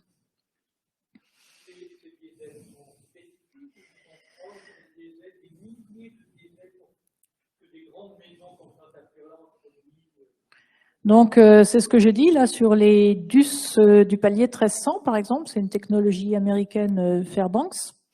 Sur les DUS 900 N4, c'est le motoriste ABC. Mais on a un peu terminé, on est un peu revenu sur une stratégie qu'on avait antérieurement où on faisait développer beaucoup de matériel spécifique à EDF, avec des cahiers des charges qui faisaient qu'on ne pouvait jamais strictement acheter un matériel sur catalogue. Il y avait toujours des développements spécifiques pour nous. Alors c'est bien parce qu'on peut tout à fait spécifier tout ce qu'on veut en termes de détails d'exigences techniques. Donc on a quelque chose qui répond le plus parfaitement possible à nos besoins. Mais par contre, quand on fait un développement spécifique, on ne peut pas bénéficier du retour d'expérience de ces machines-là qui ont pu être achetées par tout un tas d'autres industriels. Et donc, cette stratégie-là, on le fait de moins en moins, ou en tout cas on le fait quand on a des besoins très spécifiques. Dans la mesure du possible, on essaie de passer des appels d'offres qui nous permettent d'utiliser des machines que je qualifierais du commerce, entre guillemets, de telle sorte qu'à ce qu'on puisse bénéficier de machines éprouvées pour lesquelles il y a du retour d'expérience auprès de plein d'industriels. C'est le cas pour les moteurs d'EDUS, qui sont des moteurs qui n'ont pas du tout été adaptés pour EDF. C'est des moteurs, donc le moteur du DUS 1300, c'est le moteur, je ne sais plus son petit numéro, OP38 je crois, qui équipe notamment la marine américaine sur les bateaux et qui existe depuis les années 50. Donc vous voyez qu'en termes de moteur diesel, c'est une technologie éprouvée. Je me permettrai de vous dire, je reviens à la prolongation de la durée de fonctionnement des tranches. On a parlé tout à l'heure d'étendre la durée de fonctionnement au-delà de 40, voire au-delà de 50 ans. Vous avez bien expliqué que pour l'instant, il y a une démarche générique. À l'étape VD5, est-ce qu'on envisage d'abandonner cette démarche générique pour faire une étude plus spécifique? Parce que j'imagine qu'on ne va pas prolonger toutes les tranches jusqu'à 60 ans.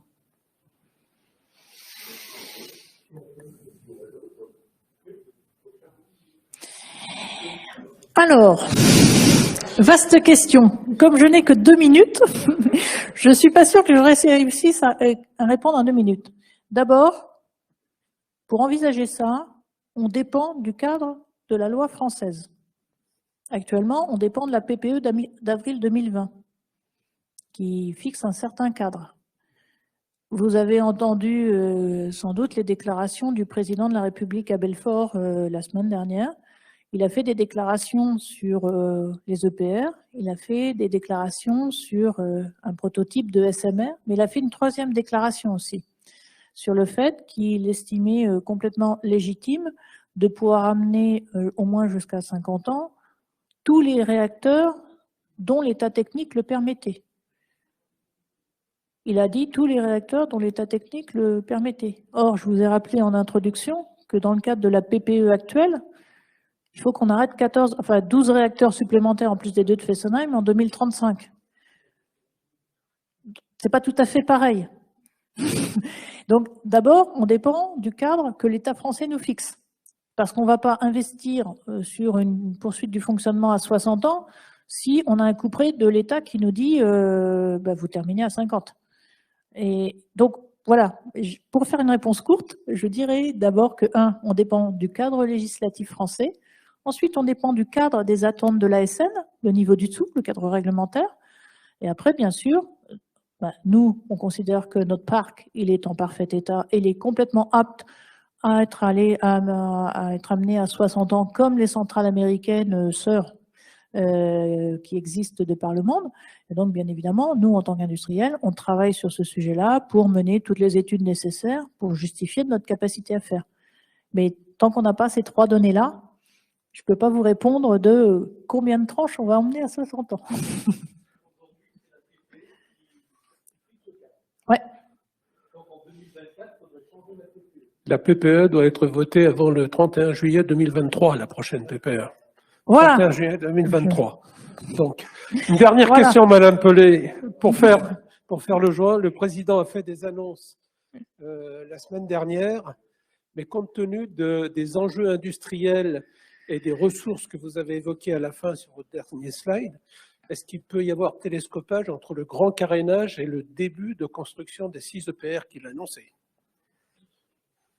Enfin, je ne sais pas ce que vous appelez télescopage, qui est super de ressources. Non, Ressources c'est industrielles.